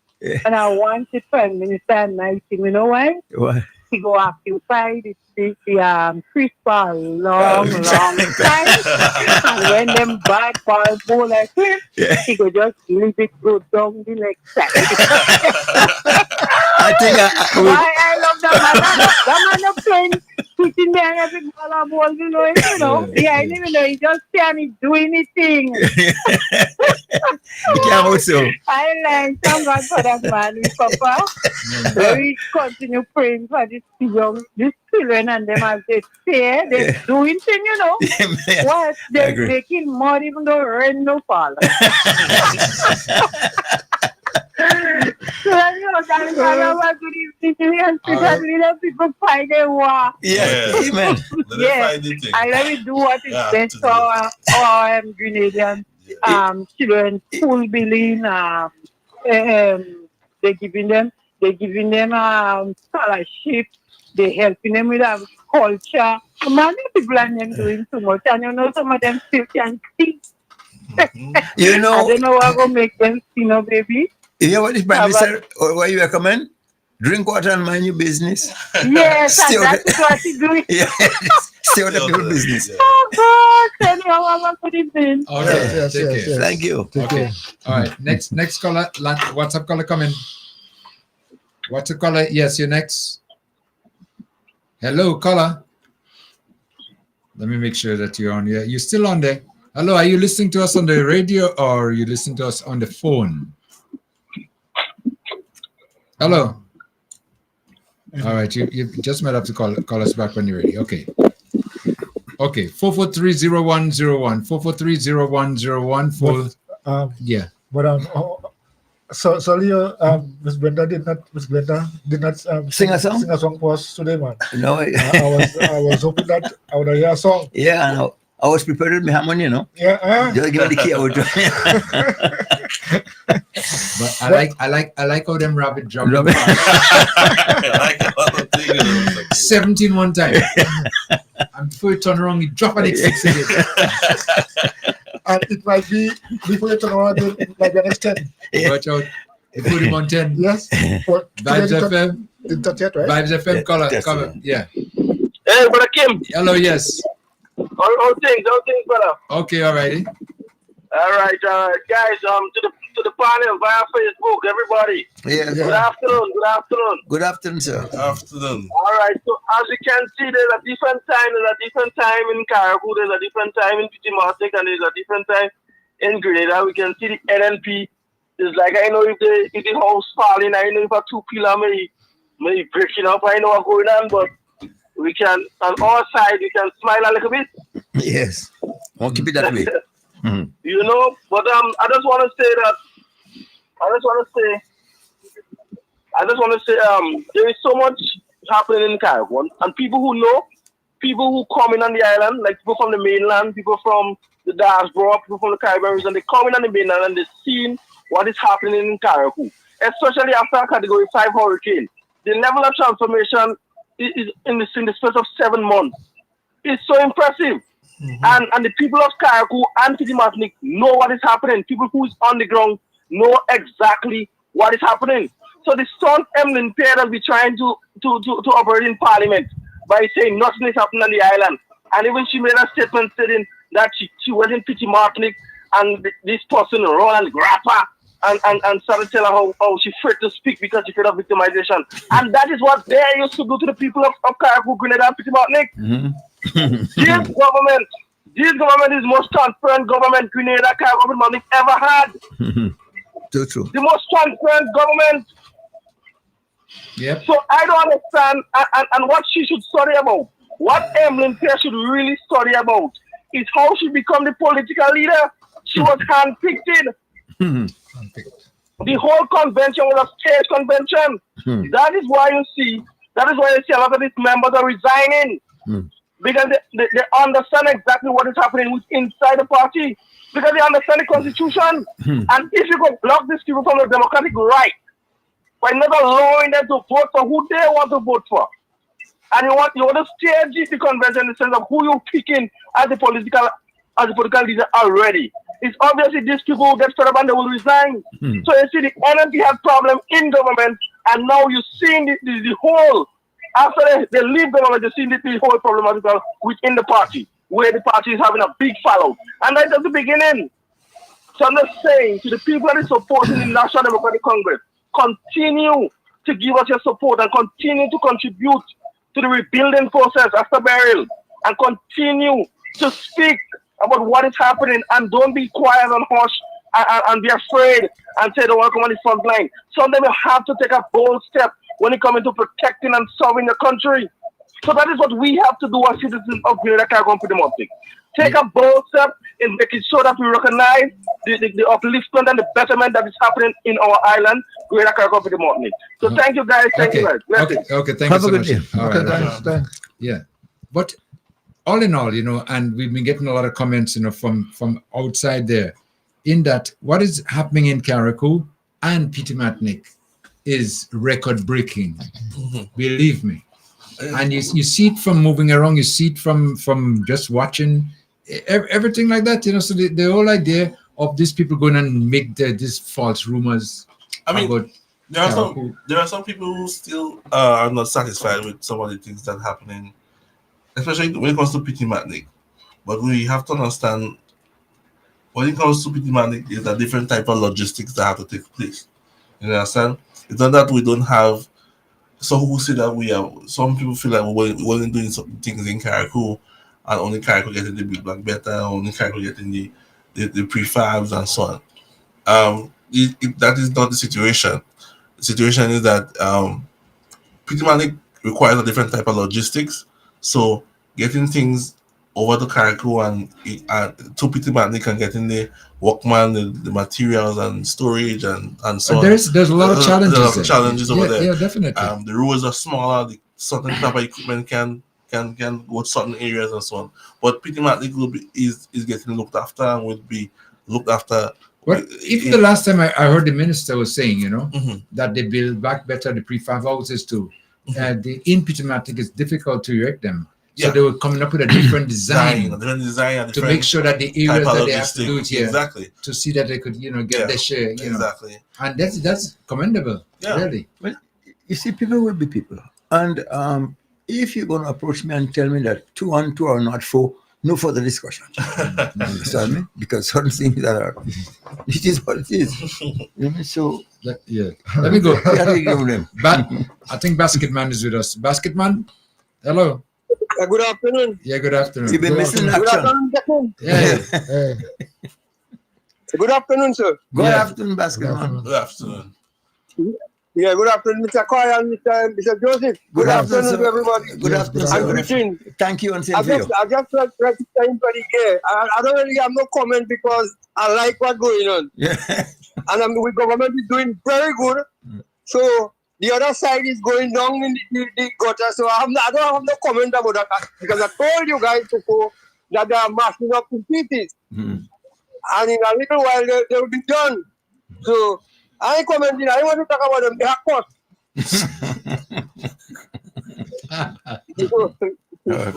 One look. I just take a good news there that the three callers to come in for the book. So by one day next month I have to go in and hear what they say.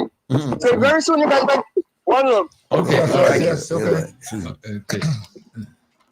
All right. Yes. Yes. Go ahead. We must remember. I was still one thing.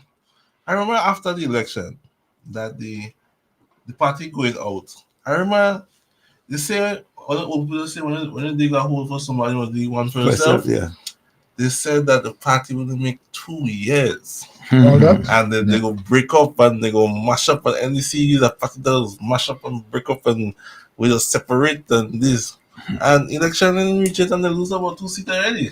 Well, you see, what they're ignoring is the fact that we have a different captain. Yeah. A different crew. A different captain, a new boat. Yes. Redesign. The boat seaworthy. Yeah, seaworthy redesign, Yeah, and sailing good. Bigger sails. I must say about outboard engine. Because the speed we're going with. And the wind blowing good. And the wind blowing good. The winter change is blowing very good. So and let us not focus too much on them because they're dealing with their own thing. And we just have to expound, pronounce and not letting people forget that we have things happening. There are more things to come, and let us remind them what we have done so far, and let it be, repetitive. Let them know, okay, we are here for you. We have you in our hearts and minds, and we're working with every sector in Grenada to build a better and start this transformational process. And to do this, we must have some level of unity, some level of togetherness, because without transformation, there is no unity. Yeah. Well, speaking about unity, I mean, really, the NDC is unified, and it's been like that, and it's going to continue like that. But what is happening on the other side now, too? I mean, really, it's nice, I mean, I like it. Yeah. every time I just listen, put my antenna outside of it to hear who's next, what's next. Yeah. That's it, Yeah. Because of the fact that Grenada is moving forward in the proper way ever since we've been blessed by our Prime Minister. But what is hurting the NNP now too? You see this attention our Prime Minister is getting and the assistant Grenada is getting from the outside world. That is a problem. That is a problem. It's like a, oh boy, I don't know. Well, of course, at one time I used to say that they can give pocket helicopteritis. Remember the helicopter? So that seemed to have faded out. My concern in a war, which is what is happening, it may not be as vicious. We may not have AR-15s and all those kind of heavy weapons. But you see, in any war, anytime you gain, you must hold. Hold your ground. Yes. Hold. Don't become complacent. Exactly. And don't let. I mean, it has to be airtight. Because if you think you're gaining, and at the same time you're not holding on to what you've already gained, the net result is that you left outside. Right. So it's very, very important. So I'm suggesting to my NDC folks and so on and so forth. We know what we had. We know what we have. It's fairly obvious. You know, I mean, when you look at Carriacou, I always say, but I don't want to start talking about my port. Vibes FM. Let me take a call on that. Landline caller coming. Good afternoon, gentlemen. Yes, good afternoon, my dear. I remember some time ago a question was posed to the leader of the NNP and who is most likely to be affected from Brother Peter's resignation. And she said it was the NDC. For those who do not know what is affecting all of the resignation that has been going to the NNP, those they're responding to and those they're not responding to. Resignation, they are leaving. They are affected negatively. So if St. Patrick's West has resignation, the Tongue has resignation, and those to come, is that affecting the NDC? Yes, it is, maybe positively, because they probably want to come over. So those who don't know, learn what is going on. They are affected negatively. The people are living with Peter. As to what he would do, we don't know. But I just want to say to the people of Carriacou, continue doing what you're doing. And for those who are coming up for Carnival, please remember to keep the place tidy. Know what we are working with. Walk with your water. And those who say they can't find jobs, look around. See if you could get a little place, put up together, rent, and come up to Carriacou to make life better for your family, because we have work for skilled men.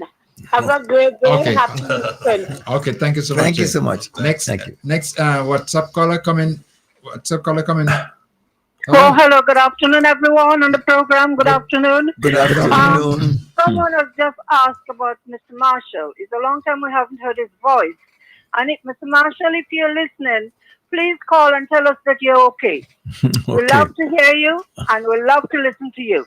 Good. Okay? Yeah. So everyone have a good day. Thank you. Same for you. Okay, thank you so much. Yeah. Now, I was just speaking just a minute ago, and talking about the recognition that we're getting out there, and the aid that's coming, and grants that's coming. Yeah. Isn't it amazing that Grenada is now in the spotlight and getting this attention and getting so much, Yeah, I think the Prime Minister made a statement in an interview beyond the headlines a month or a couple of weeks ago, where he said that he's introducing Grenada to the international, in that kind of sense. Right, yeah. Yeah, he being present. And I think that the NMP, they was there before, but they didn't have that international appeal. Yeah, based on the character of the last Prime Minister. Right. And it's troubling them to see that the Prime Minister is what they're saying, he flies more than he's in Grenada, where he's always on a plane and he always this and that. And it's not that. It's the Prime Minister is traveling. He's also the head of CARICOM. He's also the diplomatic matters must have to be dealt with. But what he does, he goes out there and he brings back the aid, and he's transparent with that. He lets you know on his social media and so on, GIS and so on, what the diplomatic visits are all about, the conferences, what they're all about. I remember a couple months ago, before burial, the Prime Minister went to Guyana, right? Met with the President of Guyana and so on and so on. The NMP go and say, oh, you going do OBI and all that kind of thing. After burial, which country was the country that come and help rebuild Carriacou? First. Which country that sent hundreds of soldiers, material and so on. So people don't see the long sight. No, they don't see it. They see it. They just don't want to admit and talk about it. Exactly. So they'll try to take a negative spin on those kind of things. A couple months ago, he went to the Saudi Arabia. Look what happened just yesterday or the day before. 21 containers. Well, I don't dwell with those things, and the NNP people must remember, and I said it before, I'm going to say it again. The last time the ex-prime minister traveled, he went to Switzerland, right? And when he come back with seal casket, no viewing. Vibes of the briefcase can open. Line caller coming. What's the caller to learn? Gentlemen. Yes, go ahead. Yes. I so happy to see how our Prime Minister functioning. Mm-hmm. Just look back a few years before the election. Dr. Mitchell had promised to do some development in Grenada. One was police headquarters. And I think, if my memory serves me right, there is a place just to the right-hand side of SSU camp, right on the corner. The American soldiers used to live there. I think they call it Hotel California. Okay?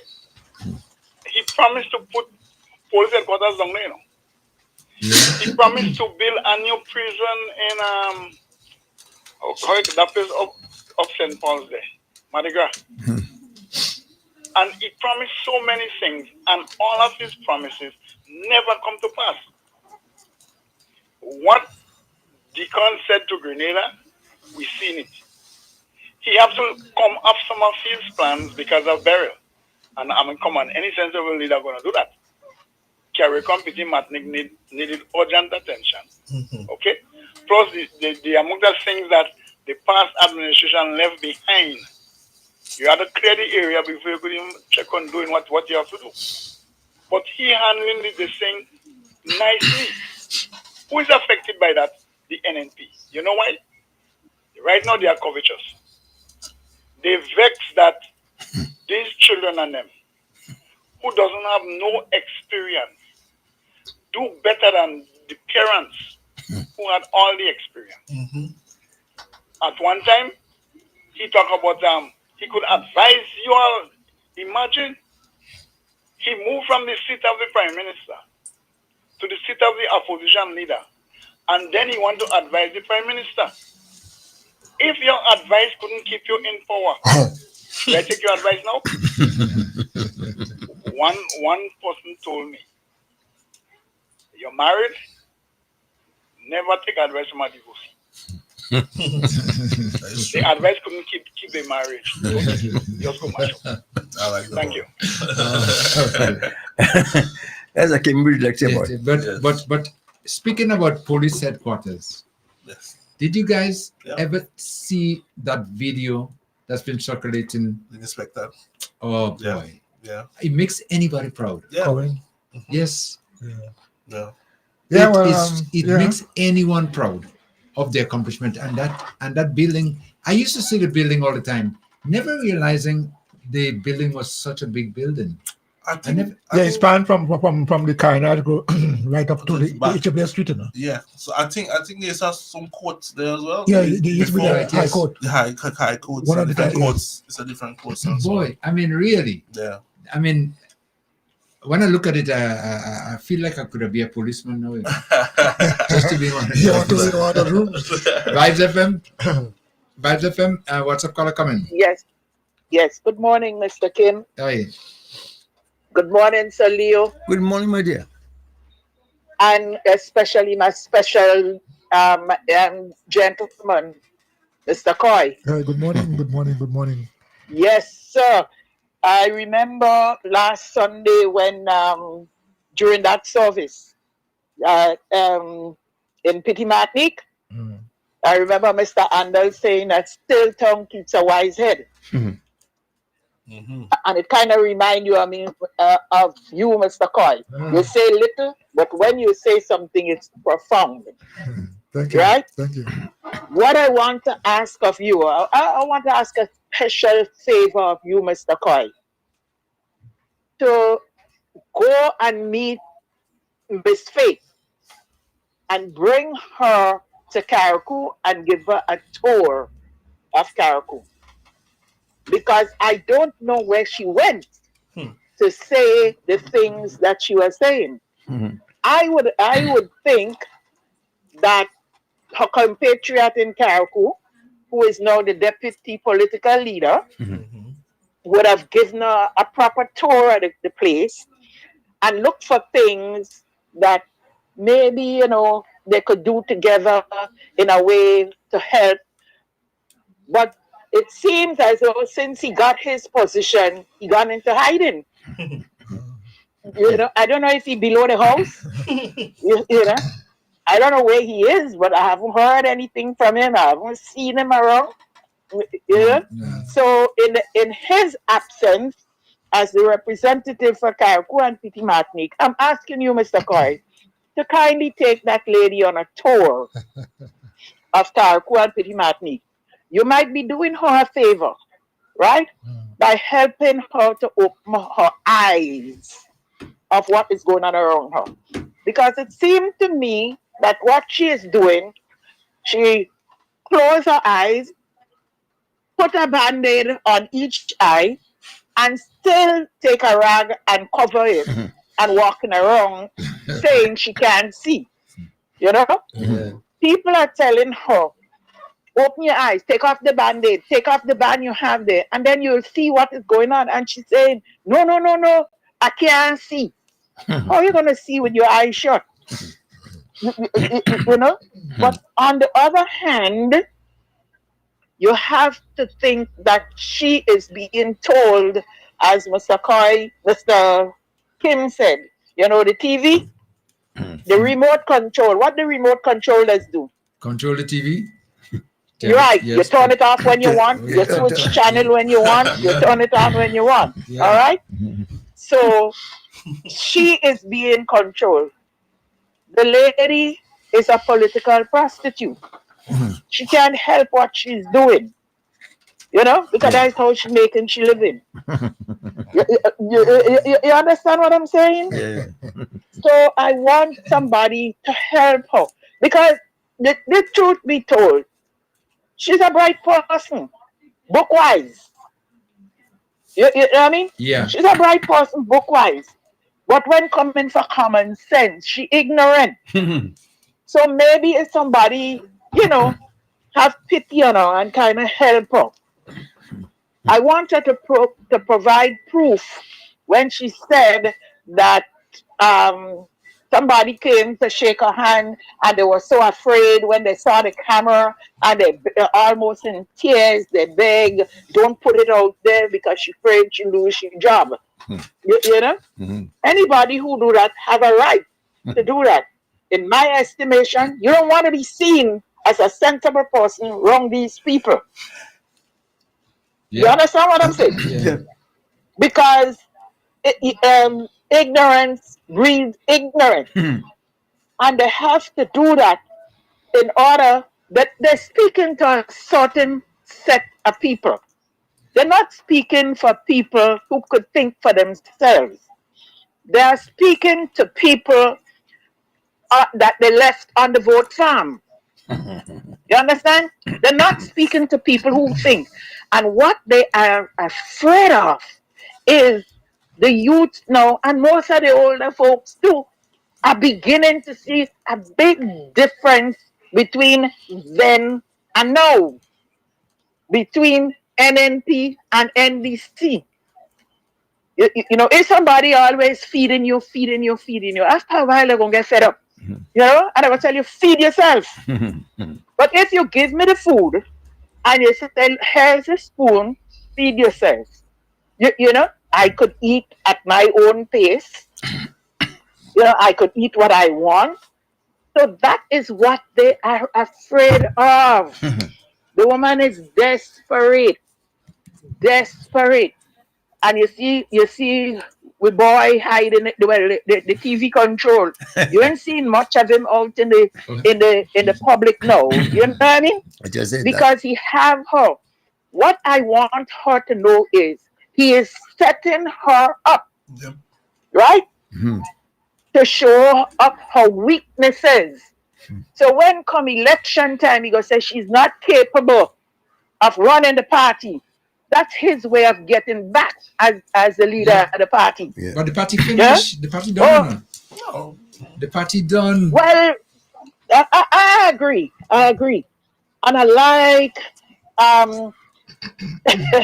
AJ. Hey. I like Andy Williams, man. He offered them a house because last week the lady that saying what? Captain, the ship is sinking. Well, this time, no, the house crashed. Right? That's so, I mean, as a good Grenadian, a compassionate person, they're offering them a house now. You know what I mean? Andy to the rescue. you know? No more. There's room in the house. You remember last election that was the theme? Room in the house. Well, if the house crashed, there's no more room. Right? There's no more room for anybody to think. So AJ coming to the rescue, give them a brand new house, a build back better house to kind of help them to survive and float. You know? And that is what, as Grenadians and Caracuans, that's what we do. We help each other.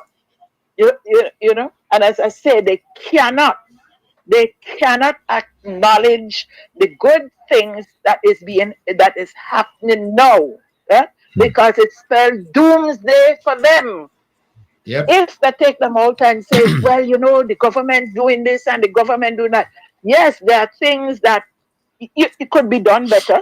There are things that could be done. And, oh, by the way, the next thing I hear they're talking about is that the government is depending on them to go around and see what things need to be done, and then they run in and do it. Huh? I mean, how stupid can you be? Right? Because if you are telling me where the problems are, you making my work much easier for me. Right? Yep. I don't have to go scouting again. I know to come in this particular area because you say the roads need doing, and I fix the road. Who's going to get the credit? You know, as I say, they become desperate.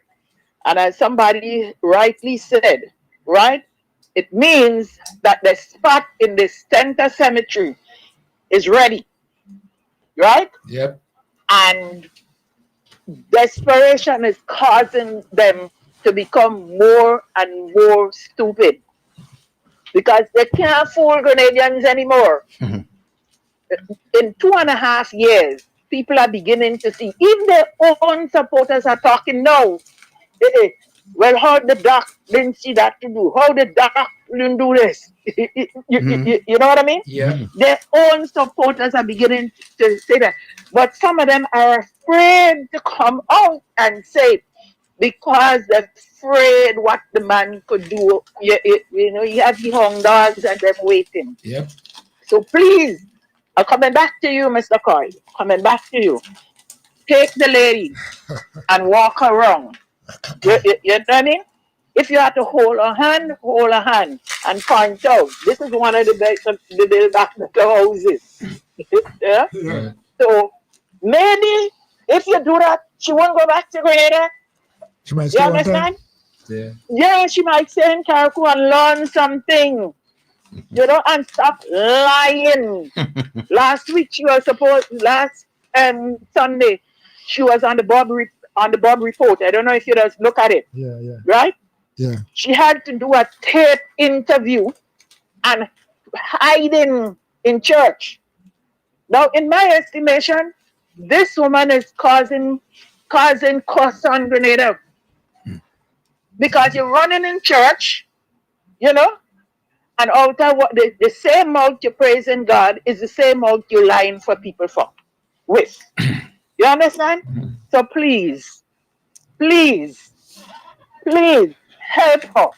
Because I'm beginning to feel sorry for her. Okay. No, All right? no, believe in her, she has And faith. well, it's true. It's true. And I want her, yes, I want her to take a page out of Pedro's book. Because look at what the remote control do to Pedro. Was the same thing he did doing, you know. Yes. He had Pedro on and off, switching in here, switching channel with him, and look what happened to him. You saw them in Parliament Tuesday? Yeah. Pedro was all by himself. And here, his partner was there. I thought Chester would have sit with him, but behind him, where Chester sit? He sit behind the one from St. Mark's up there. So she better take warning. All right? It's time, she have a little time to redeem herself. So she better take warning for what he did to Petro. Thank you very much. Okay, thank you so much. All right? You're welcome. Okay. You're welcome. You're welcome. Talking about Carriacou, and what's happening here, because they are, I have a name for the deputy. I consider him to be an antenna, but the antenna doesn't see, so he's just trying to pick up some signals anyway. But they're trying to see if they could put an executive together back, because they realize executive crumbling. So there's an appeal that they've been making recently. As a matter of fact, I mean, my sources been telling me, because I have a lot of antennas out there. We know. Yeah. Well, for an executive in Carriacou? Yes. Well, I could make 2 recommendations. Cripple and Wickham.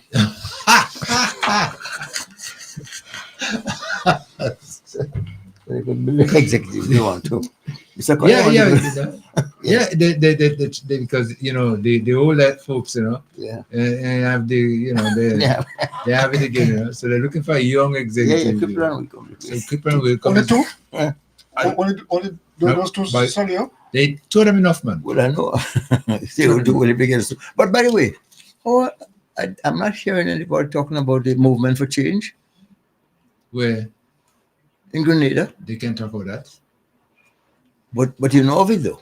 Well, but did they originate from Carriacou or had some base and had some connection with Carriacou?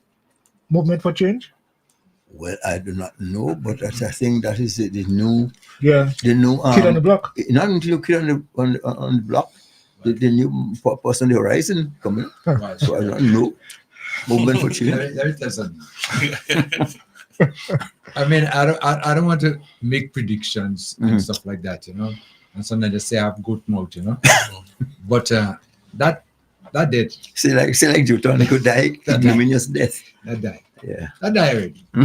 That ain't going nowhere. From one time there used to be done a lot of public outreach and reaching out to the public and I don't understand. I saw a live the other day, and I pity that leader or whoever she says she is, really, because it's sad to see there's no substance, there is nothing at all to I mean, nothing really. I mean, so it goes to show that basically, and again, because of the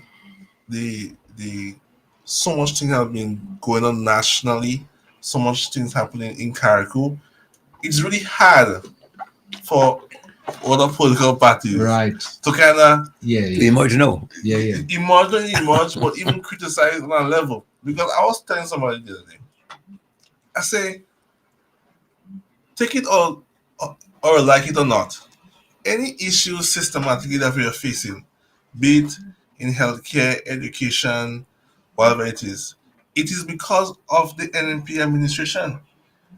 They are the ones that have been there for the longest time. And they put us there. I said, what is happening now is the fixing, readjusting, redesigning of ministries, programs, and so on. And he said, I say it can happen in 2.5 years, but rest assured that when we win the next election, and the one after that, the country will be in a better place. Healthcare, education, infrastructure, and so on. As to the potholes that you talk about in Greater, they didn't arrive last year or the year before. They have been there for a very long time. You know what I'm saying? So we must be fair and just. We have to give this administration a chance to get this ball going. And they're getting it going. And the ball is moving very fast, and it's breaking glass ceilings, it's breaking barriers, and we see that with the leadership of the Prime Minister and the Minister we have here in Carriacou, with the agenda, the energy, the enthusiasm, the leadership that they put in, the different style, where you meet with the shareholders, you present your problems, and we work along with everybody to build and transform. The transformation agenda is we have to go back to the manifesto. And not only around election time we will see manifesto, but go back to the manifesto for 2022, the NDC manifesto. And I could put money on the line that the programs outlined in this manifesto, the NDC has already surpassed more than 70-80% of what they say they're planning to do for Greater Carriacou Petit Madrid. All right, okay. Hold a second. Vibes FM. What's up, caller coming? What's up, caller? Hello. Hello? Yes, go ahead. Yeah, you're on now. Yeah, good afternoon. Yeah. Afternoon. Okay, we have come a long way in Carriacou here because we on the ground and we live here and we know what's happening, and we have come a long way. As a matter of fact, a couple of days ago, I had a partner from Union Island that came over. And he said, boy, I come in and leave here because all you really good, doing good here. So when some people come and see that they ain't seen nothing happening, like that lady, well, we know they are programmed to lie, and if that lady go to heaven, I think the whole of Greater Carriacou is also entitled to go to heaven.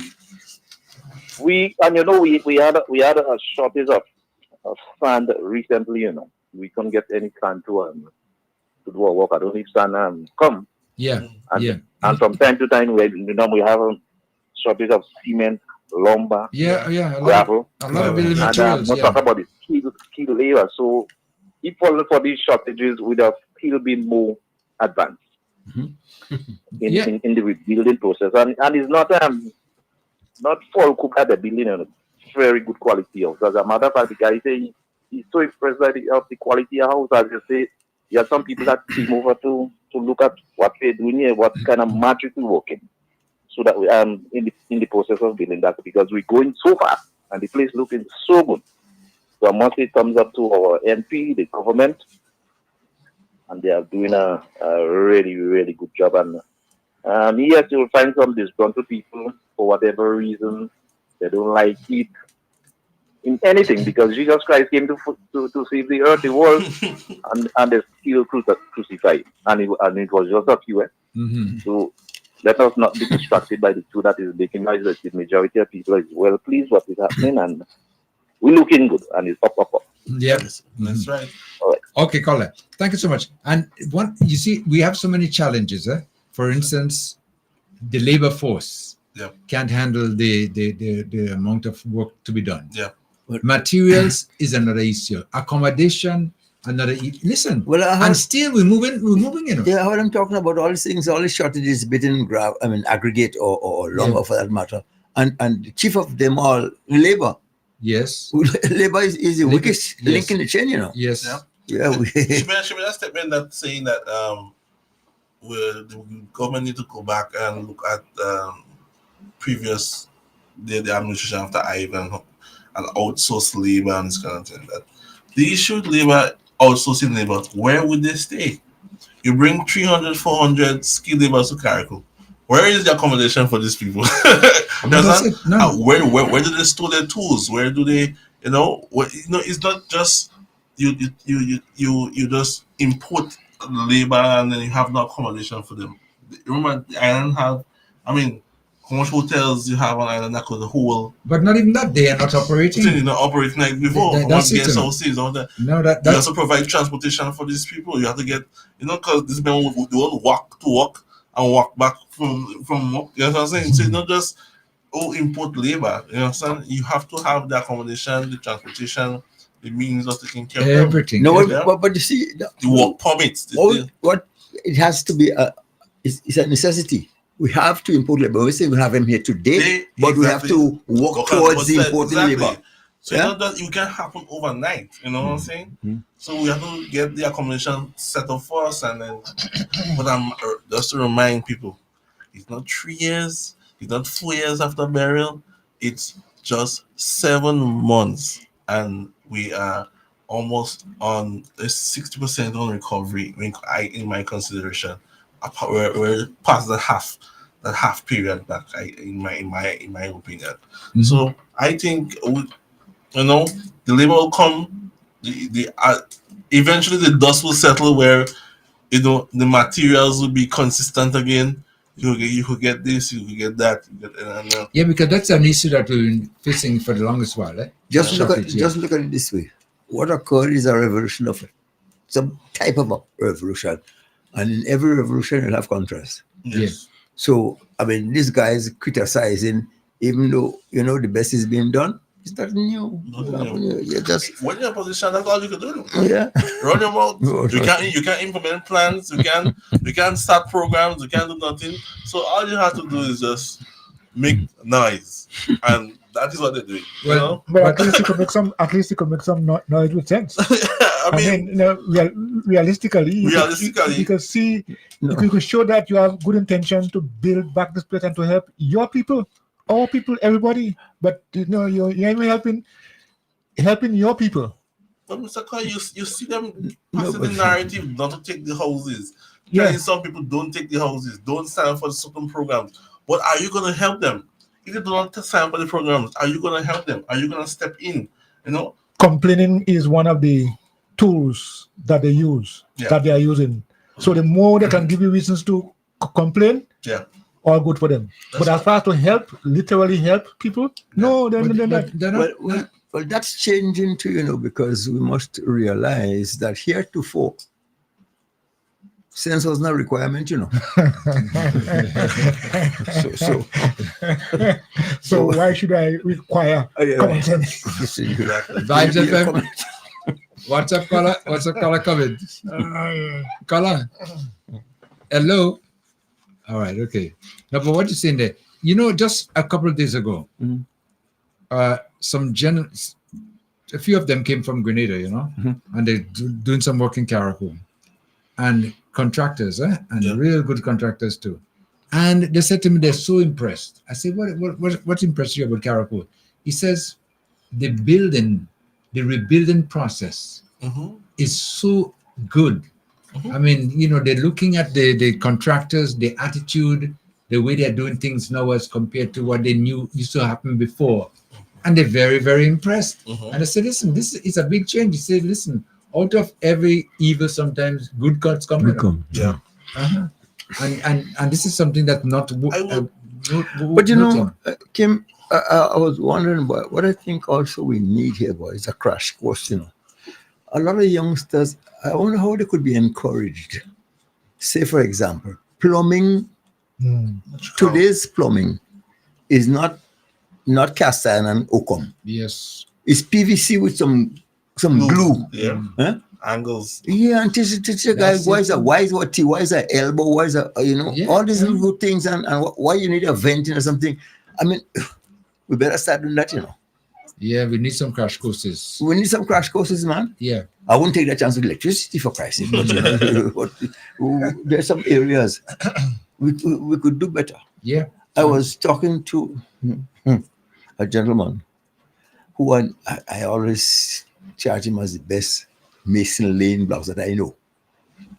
The gentleman from Canada, we're bad for this.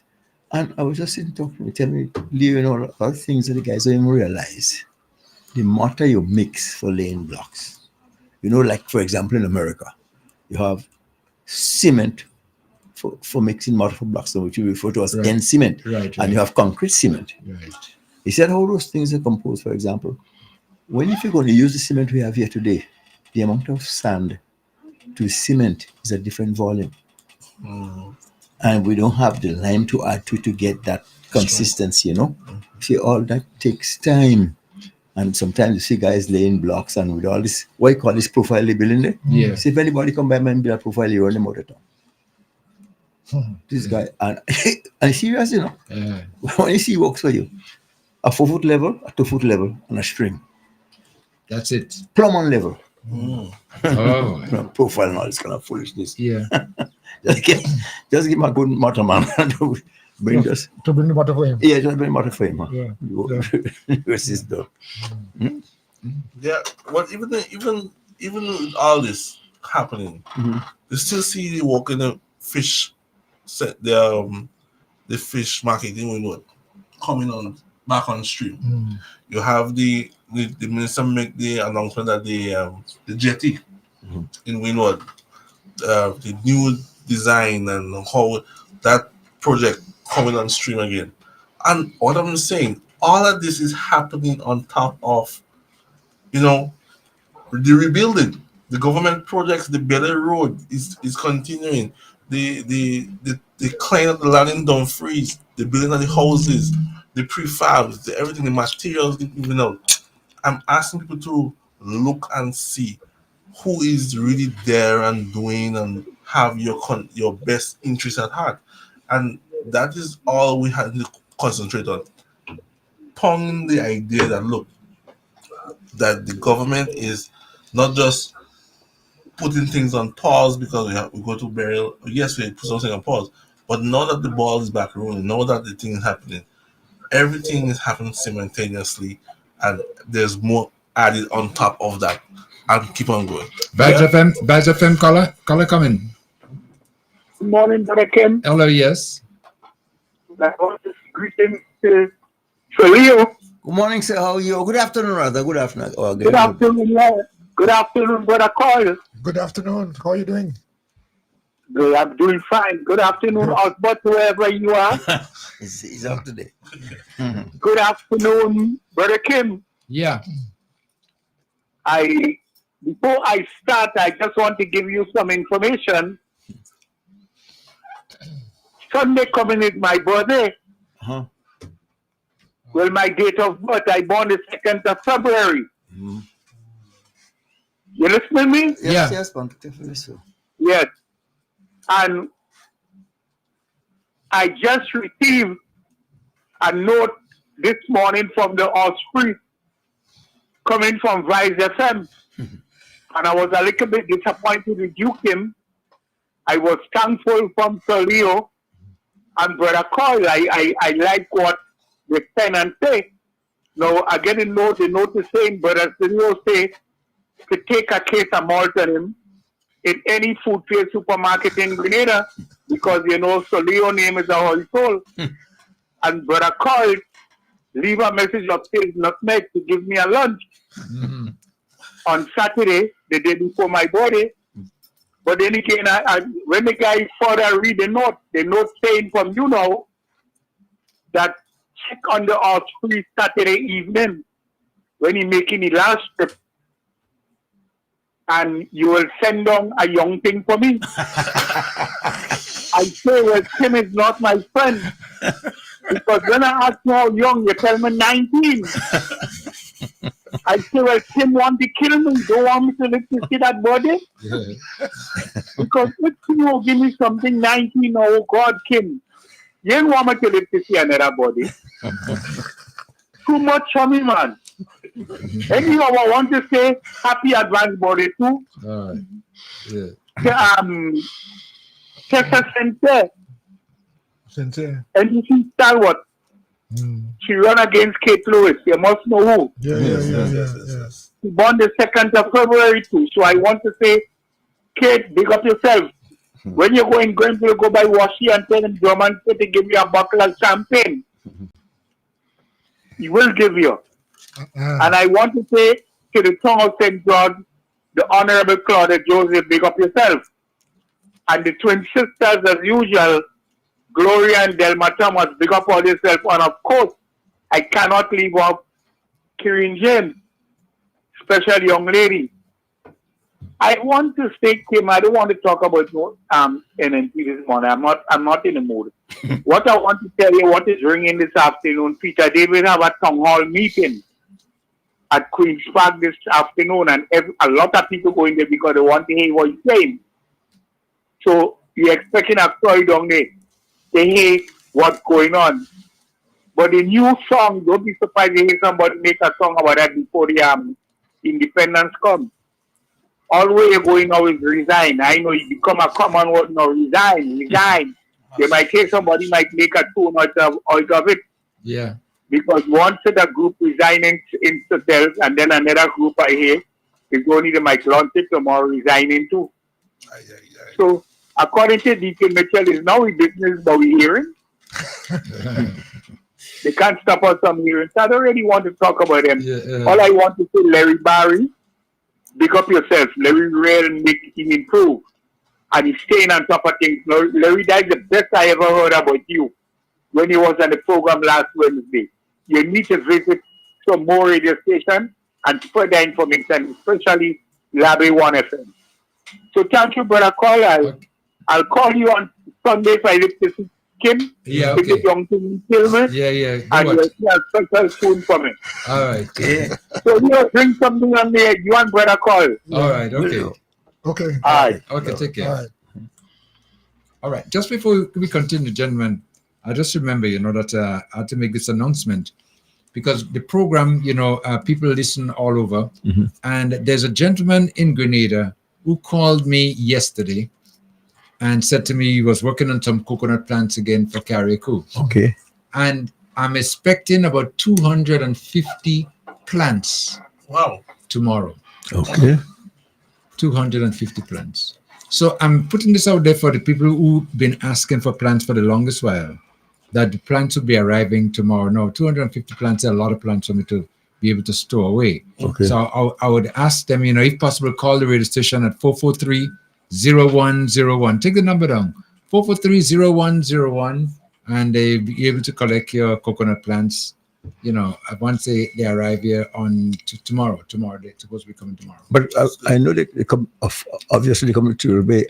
And where they'll be distributed from, Turtle Bay or here we have? Well, I'm trying to decide that right now. Mm-hmm. As to exactly, because to store them, I don't have the storage space. Well, okay. And I thought about, getting in touch with the agriculture department, and maybe they could be stored, in the botanical gardens, or something like that. So that means if they come on Friday evening. Yes, which was Friday night, yes. Friday night, yes. So much like it's Saturday. Saturday. Yeah. So I could relieve you of some, Well, that would be nice. Yeah, man. Yes. I know quite a number of people in calling too. They want some plants. I mean, I don't want to be too greedy, but they were talking about the short ones. Yeah. The black ones. Yeah. The short ones. Yellow ones? Yes. I think so. You could start up and pick it. Yeah, right, yes. Well, okay. Uh-huh. Yeah, and he also said to me that he has a few of the other ones that could be planted on the coastline. Okay. Those are the taller ones for the taller ones, yeah. Taller ones, yeah. That could be planted on the coastline. And he's doing this all for nothing. He said he's from St. George's? St. George? I'm not too sure. Okay. I'm not. I thought I heard you said that. I'm not too sure. But okay. That's an appeal going out there. Vibes FM, let me take a line back. Contributor, thank you. Kim. Hello, yes, hello. We just heard about the coconut plants. Yes. We can actually collect them. We've got to pick up. We can collect them and store them for you. Oh. We have loads of space. Oh. And we need some. We need some to replant. Okay. Please. Well, Just let us know. And Carl and I will come and collect. All right. Okay. And store them wherever you want them to be stored. Okay. All right. Okay. Well, great. Okay. I see you. All right. Thank you. Okay. All right. Okay. Immediately. Just like that. Immediately. Walking together. No, because it's nice that people are coming, to assist whatever, Yeah. And because of Hurricane Beryl, Yes, and again, I want to one more time thank whoever is donating those plants. Yes. That gesture, that's that. Yes. Yeah, I Thank forgot you. his name is Patrick. I'll get more information, I'll contact, but He's been so generous, and he's called me and said to me, "Listen." And there's another gentleman. More again? Yeah, Colin, who is working on some. When he called me the other day, he told me he had about 40, but he wanted to make a nice number. And I know he's, again, a good friend of mine who comes to Carriacou very often. And he's willing, if people need them, to get them and free. Just imagine that, okay? So that would be a plus again. Vibes FM, Lanai Kala coming. Lanai Kala. Good afternoon to everybody. Good afternoon. I'm just asking, there is a program going on in Grenada to rebuild the forest with those long-time fruits. I guess Mr. Leo would know about Purdue and Pennypiece and Pomerose and all these trees. They are being sold now because there is a program on to reintroduce those trees, what probably we grew up calling monkey fruits. How does Carriacou stand in all of that? Because they are being sold for $5 for one. A very reasonable price. Is Carriacou part of that program? Do you have that kind of fruits in Carriacou? Purdue and things? Purdue, Pomerose, yeah. You all have them there? Well, I don't know. So Leo, you heard what she was saying? You know what fruit it is, my dear? What fruit it is? Those long time, what we used to call monkey fruit that used to be in the mountain. Pennypiece, Purdue, Pomerose, all those fruits, fat pork. Fat pork and pomerose, I'm familiar with. The others, you have me beat. Well, the ministry, yes? Mm-hmm. The ministry has a drive in Grenada, replanting those. They want people to buy them at $5 a plant, and they're reintroducing them to the forest areas and mountains and so. Okay. So I was just wondering if Carriacou was part of that program, because some of these can go to Carriacou. Okay. I'm not sure, if Carriacou is a part of that program, because if it was, they might have passed the information to us right here on Vibes FM, so we could, get it out to the public. Then maybe you can show a little interest. Maybe you can ask. Yeah, because they're selling quite reasonable, $5. Okay. The same yellow palm and everything, $5 for a plant. But I mean, if you're getting it free, well, okay. But they have those trees. There is a drive on replanting those in the forest. So that they say younger people will get to know them. Yeah, this yellow palm that you're talking about is it a tall tree or? Well, I don't know. I can only say from the list that they gave, and they did say yellow palm. Okay. I don't know about the yellow palm. From the list I am talking now, not from actually seeing the trees. Okay. So fat pork, Purdue, and all these things, that's on the list. Okay. Yeah? Because they say the modern day young people, they do not know those trees. They do not know those mountain fruit. Yeah. Okay. So maybe you can say a little word for Carriacou and have them introduced there too. Yeah. I sure Kim would like a Purdue now. What's a Purdue? All right. Actually, I'm bit lost. I'm not know all them. People don't know what is a Purdue. Wow. I know the Pomerose, I know the Pomerose and the pennypiece. The pennypiece is a bright orange little fruit with a big brown, smooth seed inside it. You see what you just described there. I think we used to have something like that, Leo. I think we call it that's not the bread and cheese. I was wondering. Bread and cheese.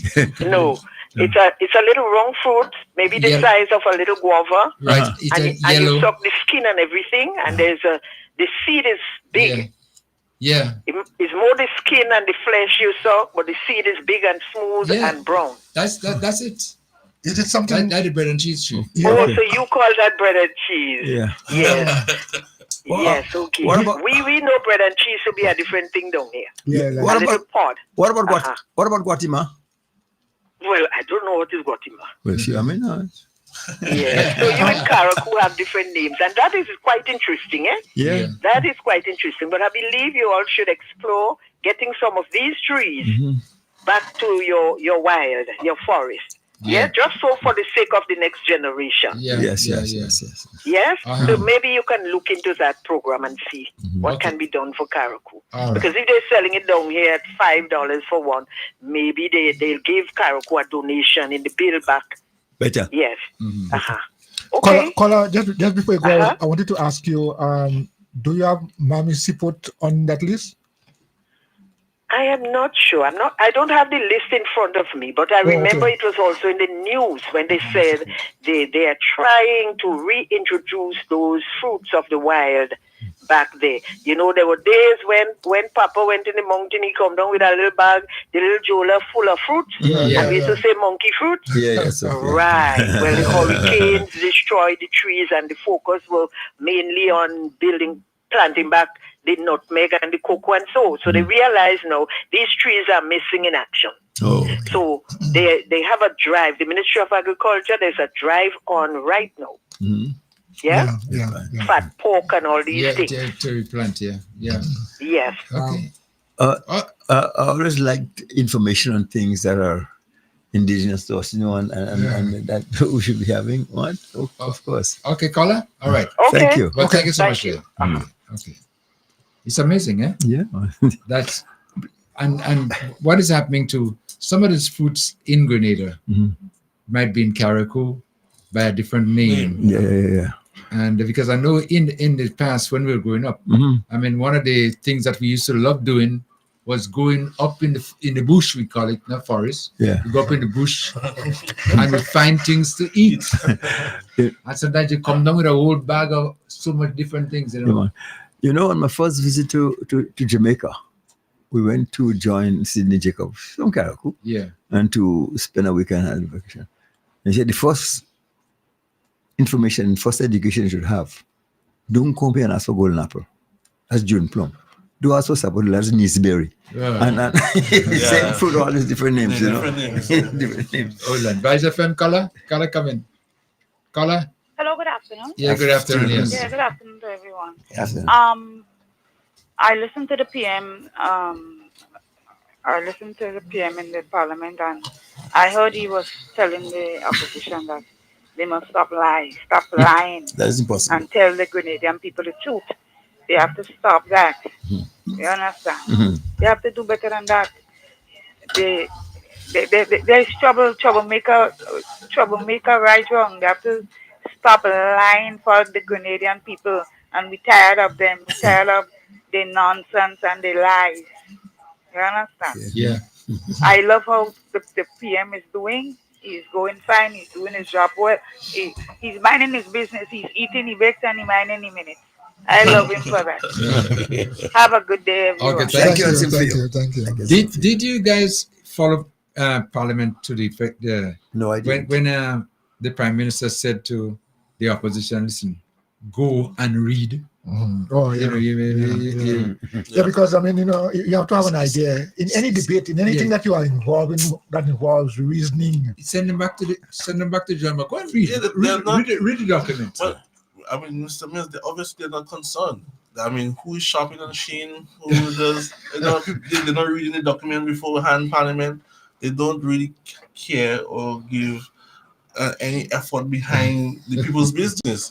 And correct me if I'm wrong. The opposition leader. Opposition leader or leader? Leader of opposition. Your Majesty's opposition. And the opposition party leader shouldn't be the same person.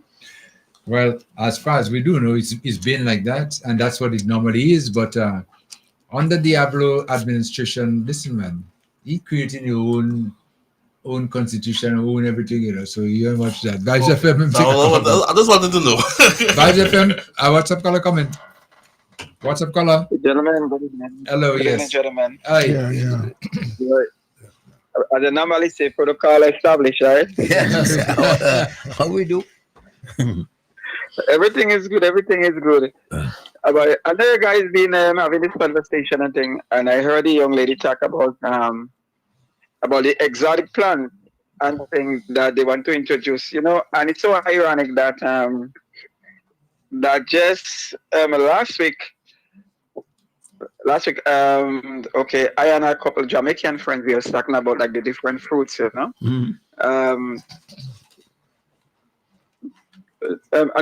Jamaicans, they usually call it like different names too. So I think that will be a plus. bring back the fruits, because a lot of youths who growing up now, especially youths in the 80s, they don't really know them different fruits and things that we grow up on.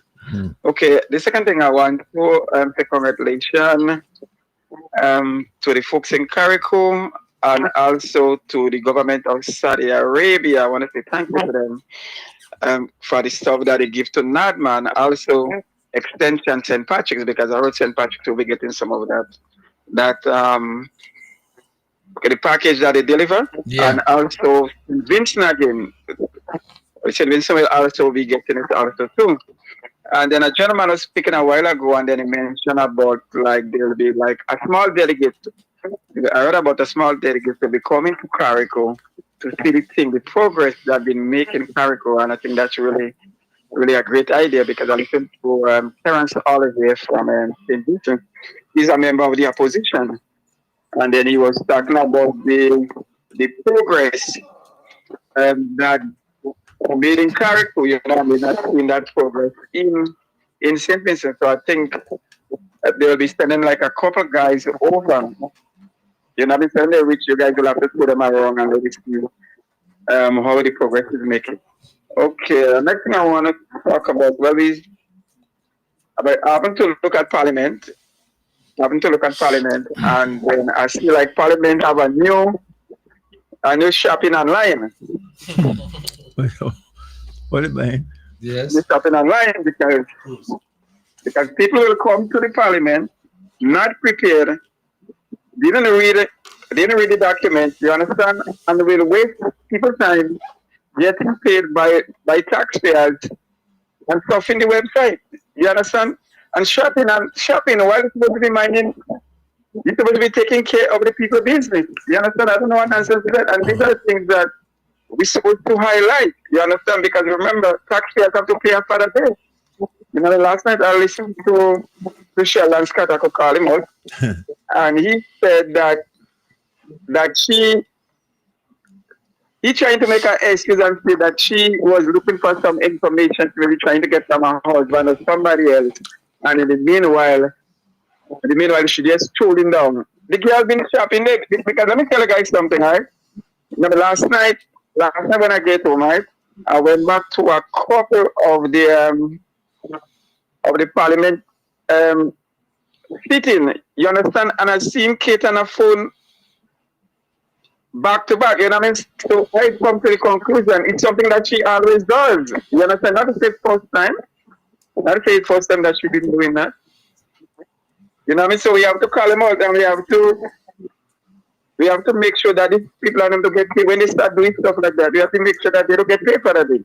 Because that's wasting taxpayers' money. And the last thing I want to talk about, what's going on with NNP now? What's going on with NNP, Leo? Because I know you and Dr. Michelle is good friends, because the team. Well, no. A previous caller referred to them as the rabbit party. Okay. They're dropping. They're dropping fast. That sounds interesting. That sounds very, very interesting. Yeah. Because if you look at, remember you had the two senators at first, right? Okay, then after we have Peter David. Right, and then we have the same thing. Right, and now we have 6. And then I'm also hearing now that we're going to work from Guav, and we're going to work from St. Patrick's East. St. Patrick's East. Well, I understand St. Patrick is either we hear them by the end of the by weekend or next week. So I'm hearing something there. Yes. Because there's I'm hearing there's a lot of confusion in St. Patrick's West and East. Lots of confusion going on. But keep on open. You know what I mean? I heard the guy up north saying that he want them to resign, because if they resign, that he said that the NMP could move forward, and he said he know the names of the people that will be resigning. You know what I mean? So that means there is something happening there too. Also to the in St. Andrews, I understand there'll be a great number too. Caller, the one I'm waiting for, when it happened in Northwest, tell me please. Soon as you have a resignation in Northwest, call me. Eh? Well, I have something to tell you now because I'm hearing that the talks with Laco. Oh yes, that I got. Yeah, they're in talks with Laco. That is what I'm hearing. And then somebody put that question to her the other day, and she said that they are open for calls. You know, they are open to have conversations. So most likely, maybe Laco might end up on their ticket. Boy, what? He'll defy Bob Marley. Sunshine and smite I by by night. What? So don't surprise if you guys hear that Laco they understand. Well, you understand? Because I hear there is a conversation back and forth. Well, I hope he's more fortunate than what's the one that what's the name? I forgot now. He has this name that Diablo used to hear claim about, you know. Ali Dowden. Yeah, Ali Dowden. I yes. hope he's much more fortunate than Ali Dowden, because right now Dowden finish. I mean, Diablo just finishing them off one by one, you know. What do you mean Dowden finished? Dowden never started. Let me answer you. Yes. All you guys, okay, I know you guys maybe look at Parliament, eh? Mm-hmm. But what do you think how Peter addressed the Parliament? What's your views on that? How he addressed the Parliament? Because I know he said that he never been in that position. He always come with a crowd, with a team, and not by himself. How do you think he addressed the the first city, knowing that Diablo was? Let me tell you something. This is my view, eh? The way he was speaking, it was like he was in prison for a long time, and he finally get out, and he's free now, and he could talk. And he let it go. Whatever he was saying, you know, because he had to watch behind the back, you know, to see who is agreeing with him or whatever. And that's what it looked to me.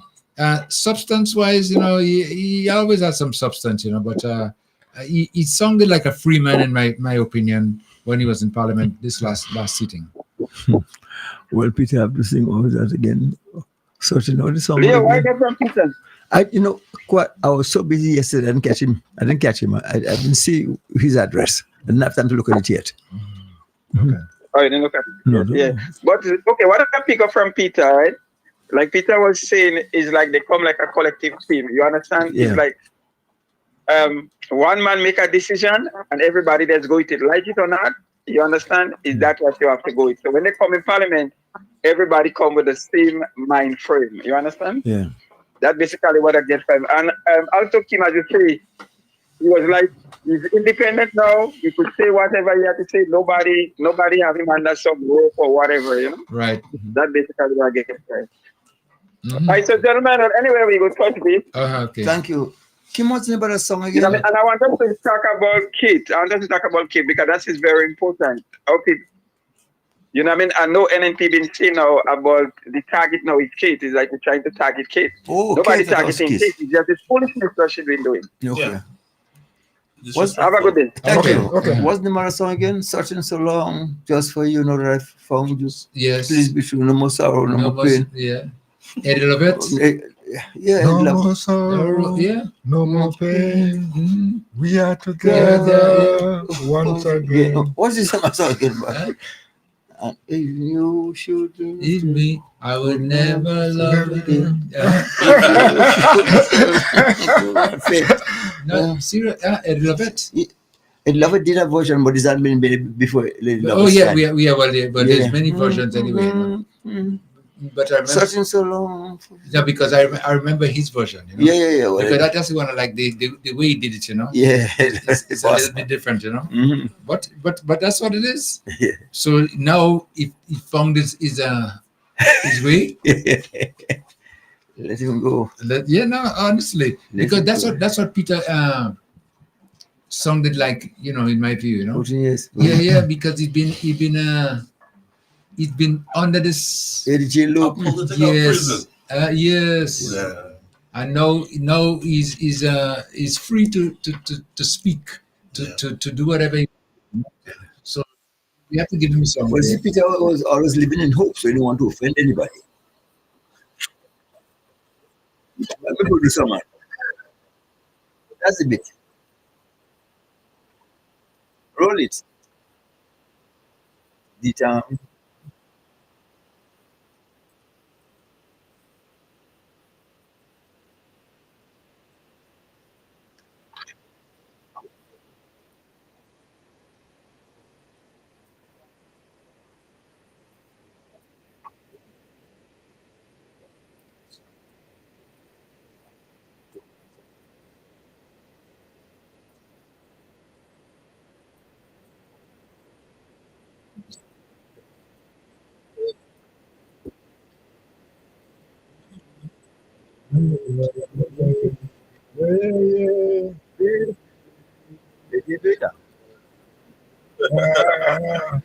We had together.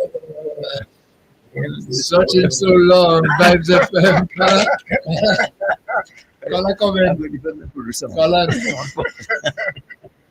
What's up, caller comment? Hello. All right, okay. Let's take that call up there. But the whole idea is, I believe Peter is free now. Yeah. To speak. He was living in hope, Peter realized he was on the edge. But he was still hoping against hope that he'll fall on. Well, you see, when he joined the NNP back in those days, he was of the opinion that he had a chance. Yes, there was a promise that was made, and he was hoping that that's going to be one of them. Yeah, but actually, he was hoping to be hit by lightning. Vibes FM. Vibes FM. What's up, caller? Come in. Hello, good evening. Yes, hello, yes. Hello, good afternoon. Afternoon. What I'm trying to say, the pod is a very long pod with seeds inside it. What is bread and cheese? Yes. No, it's not like bread and cheese. It's a long pod. It's as long as a house spoon. And then open it, you get in a few seeds inside it. It's like a food. Okay, there's something that the pomrose is a kind of yellowish fruit. You could eat something like apple. Okay, yeah, I think so. That's what. And the which one again? The other one you talk about like the pomrose. What they call it again? The fat pork. Oh, fat pork. This fat pork is a round seed. And when you either have some people with the skin and all. And it's eating like a kind of a jelly like. So it's very nice. It's a very, very nice fruit. Yeah. Okay. Yeah. All right. You talk about Peter and when he joined NNP and the kind of relationship he had with them. With the NNP? Yeah. Listen to this. Leader. In the next party, we didn't have a leader, so we had a problem. But we have a leader here today, and none of them could divide the new national party. Tell them I said so. Brothers and sisters, we want to give a message to all of those who trying to disrupt the program. They're trying to destabilize and divide the new national party. But the truth is, they want my back, but I ain't going nowhere. I'm happy here in the NNP. Brothers and sisters, one of them come to me the other day with a message. And they asked me, will I come back to the NDC? Imagine the gumption of these people. The message I sent back, I can't say it here because we're on national television and radio. I just want to say I ain't going nowhere because I love it right here. Brothers and sisters, I speak on behalf of a lot of comrades. I speak on behalf of a lot of brothers and sisters who spent years in the NDC trying to come together to build this country. and all we got was grief. All we got, brothers and sisters, was problems. Imagine that. Wow, if Peter listening to this program, I sincerely hoping you have a gun close to him. That audio ain't age well at all. This is a bike back in, I mean, you see, but that time it was newly found love. Things sweet. Things sweet. And if you listen to the reaction on the crowd and so on, man, I mean, man. they were fire up, man. Yeah, man. Yeah, man. If you want to ever know the meaning of the word regret, that is right there. That's regret. If regret was a person, it would have been Peter David. Oh wow, that is crazy. Yeah. But look at that now. Yeah, look at it now. Yeah, it's done. I'm sure. Believe me, if he had the chance to go back to the NDC, because you know NDC I want him anyway. No, but I don't think them guys would openly want to go back there, because they didn't just leave because of the displeasure with what was happening. No, but when you end up in no man's land. Well, yeah, what I'm saying, but you know, the reason why they were out in the first place was that they were expelled. I mean, that was the word used, expelled. So to go out there now, it might be looking weakling on their part. Well, I agree, and I must say, unfortunately, I disagree with our Prime Minister. You think it is easy to drink your vomit? And if you really wanted to punish Peter for what he do with NDC, we should have him come and sit down inside here and dig the horrors. That's what I call drinking your vomit. And politically, Peter is in the vast ocean of emptiness, and which is true. Any branch that, I mean, when you're sinking, a branch is a boat though. A branch is a boat. So he'll grab onto anything right now. But I think my advice, I mean, I'm not political for years, but my advice for Peter is just back away from this now. You know, and just leave it as it is. You go and start a farm, go back and start some business, but there are different ways to contribute to the greater society beside politics. You know what I'm saying? So I think he had his fair share, and he call it quits. I mean, not a young guy to say, you can start again. You have. Wow. Is Joker making again some notification from New York? No. Yeah, I think he should just step away from the whole political scene and retire, or whatever it may be, and let it. Call it a day. You call it a day because Peter needs to come the political arena again. I mean, you've been the Minister of Foreign Affairs, you have your own businesses, you have this and that. But what? Yeah, but what are we to go? What are we to and go? That is the worst way to go. Yeah. Not on a high horse. And you've been rejected. Politically lowest. Watch. NDC reject you. NNP use you. And then chew you up, take out all the flavor from your political career and spit you out like a bland piece of gum. No, he does there. And the unfortunate thing is, if only Peter had a little patience, yes, I could assure you he'd have succeed Tillman Thomas. Yes. Mm-hmm. I believe he had a little more patience in the NNP arena. I had not challenged leadership this year. No. Closer to the election, he might have a better chance. No. You would not have been expelled or rejected. No. You would put under so much pressure, but he was never in the loop. Yeah, to become the leader. But Diablo ain't going nowhere. Watch. Yeah, that's he will step back in. The main election is called. He will vie for political leadership again. Yes. No. He said so. But let me tell you something. The way this rabbit and them multiplying. But who said but Kit you vie for leadership again? Kit is the leader. All Mr. Bones. He will step up on leadership again. Well, you just heard somebody say, don't talk about leadership. He's never left it. He never left it.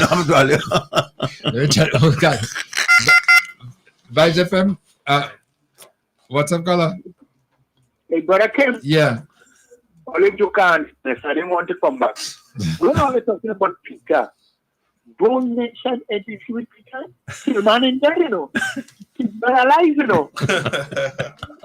Peter back in the NDC is insulting Uncle Chilino. And the version what they play there with Peter, play the key part of it. They want to put him on with me and Brother Peter, but we don't only tell when we was in opposition, when there was Peter in opposition, and I in government, we fell to Bongsa, but we won, and we can't stop that friendship. Please get a version of it. Okay. All right. Okay. Hear you. Hear All right, loud and clear. Kim, we talking about what's happening on that side of the aisles, one would say. But something is emerging, and I think it's going to be a talking point as we go forward. LACO is being prepared to occupy Northwest, because as time go on, it is my understanding that Kit will not be there. What? No, hold on. I mean, yeah, it might be a far-fetched thing now, but understand that Kit may not be there for the next election. And because they have been talking up to LACO, that is a possibility, I'm saying. And if that is so in truth, if that comes out to be so, we have to say to Deacon Mitchell, take a bow. You are seeing something we couldn't see, and you pounce on it immediately. Don't let it fester. That's all I want to say. Yeah. Well, yeah, no, but what you're saying there, let me tell you something. Diablo ain't going nowhere. In a hurry, he don't intend to go nowhere. So if he's giving LACO that kind of vibes to keep him close, whatever, it's going to be another Pedro story. You know, I mentioned that what just came to me again is the fact that you see he ain't going anywhere. Of course, he wouldn't run. He may not run, but because there's also talk about him becoming the Governor General. So I'm saying that we have to look at the possibilities and look at how the game is playing, the trajectory being run at this time. So if he's going to be the Governor General, he don't have to win a seat. Boy, the Governor General will control the Treasury and keep him on that. I'm not talking about GDP. Just a reminder. I mean, it's all good to talk about what they're doing and what they get the parties falling apart and they're going their separate ways. But you have to remember that even though Kibicha might not be there for a long time, his mannerism, you're saying that, but his mannerism and his behavior is one where he'll be there as long as he can physically. Yeah, he will not give up any sense of power at all. You know, and he politically, I mean, he sees himself as a centurion who will live for 100 and something years and being parliament still. And the man say he comes from a family of centurions and he's not going anywhere. We forget that. I will just can't remember. No, I have it on tape. Exactly. So that kind of mindset tells you that he will not step down out of any position of power unless he's satisfied completely. But there are things to handle before that time can come. Look. No, that's the whole idea. The whole idea is that he is not going anywhere, and that's it. Yeah. And No problem. I ain't care what you say, what you think, whatever. He ain't going nowhere. Mm-hmm. Yeah, man. So it's very easy to understand that. Kim, I have to leave. Yes, okay. Yes. Well, we almost finishing it. Yeah. No, we're just about to wrap it up. Anyway. Okay. Yeah. But again, as we're wrapping it up, I want to say again, it's been a pleasure having you around. And, yes. And as we go through the rest of the months to come and everything like that, stay on that trajectory of opening up. Yeah. Well, my closing remarks, I want to say let's just our people, our supporters, pay your membership dues, come in, come out on a Sunday at the beach line. The beach line. If you haven't paid your membership dues as yet, come in, pay your membership due. Contact our treasurer, Mr. Steele. If you're willing to join the party, come in, have a discussion with some of the members, and we will put you on board.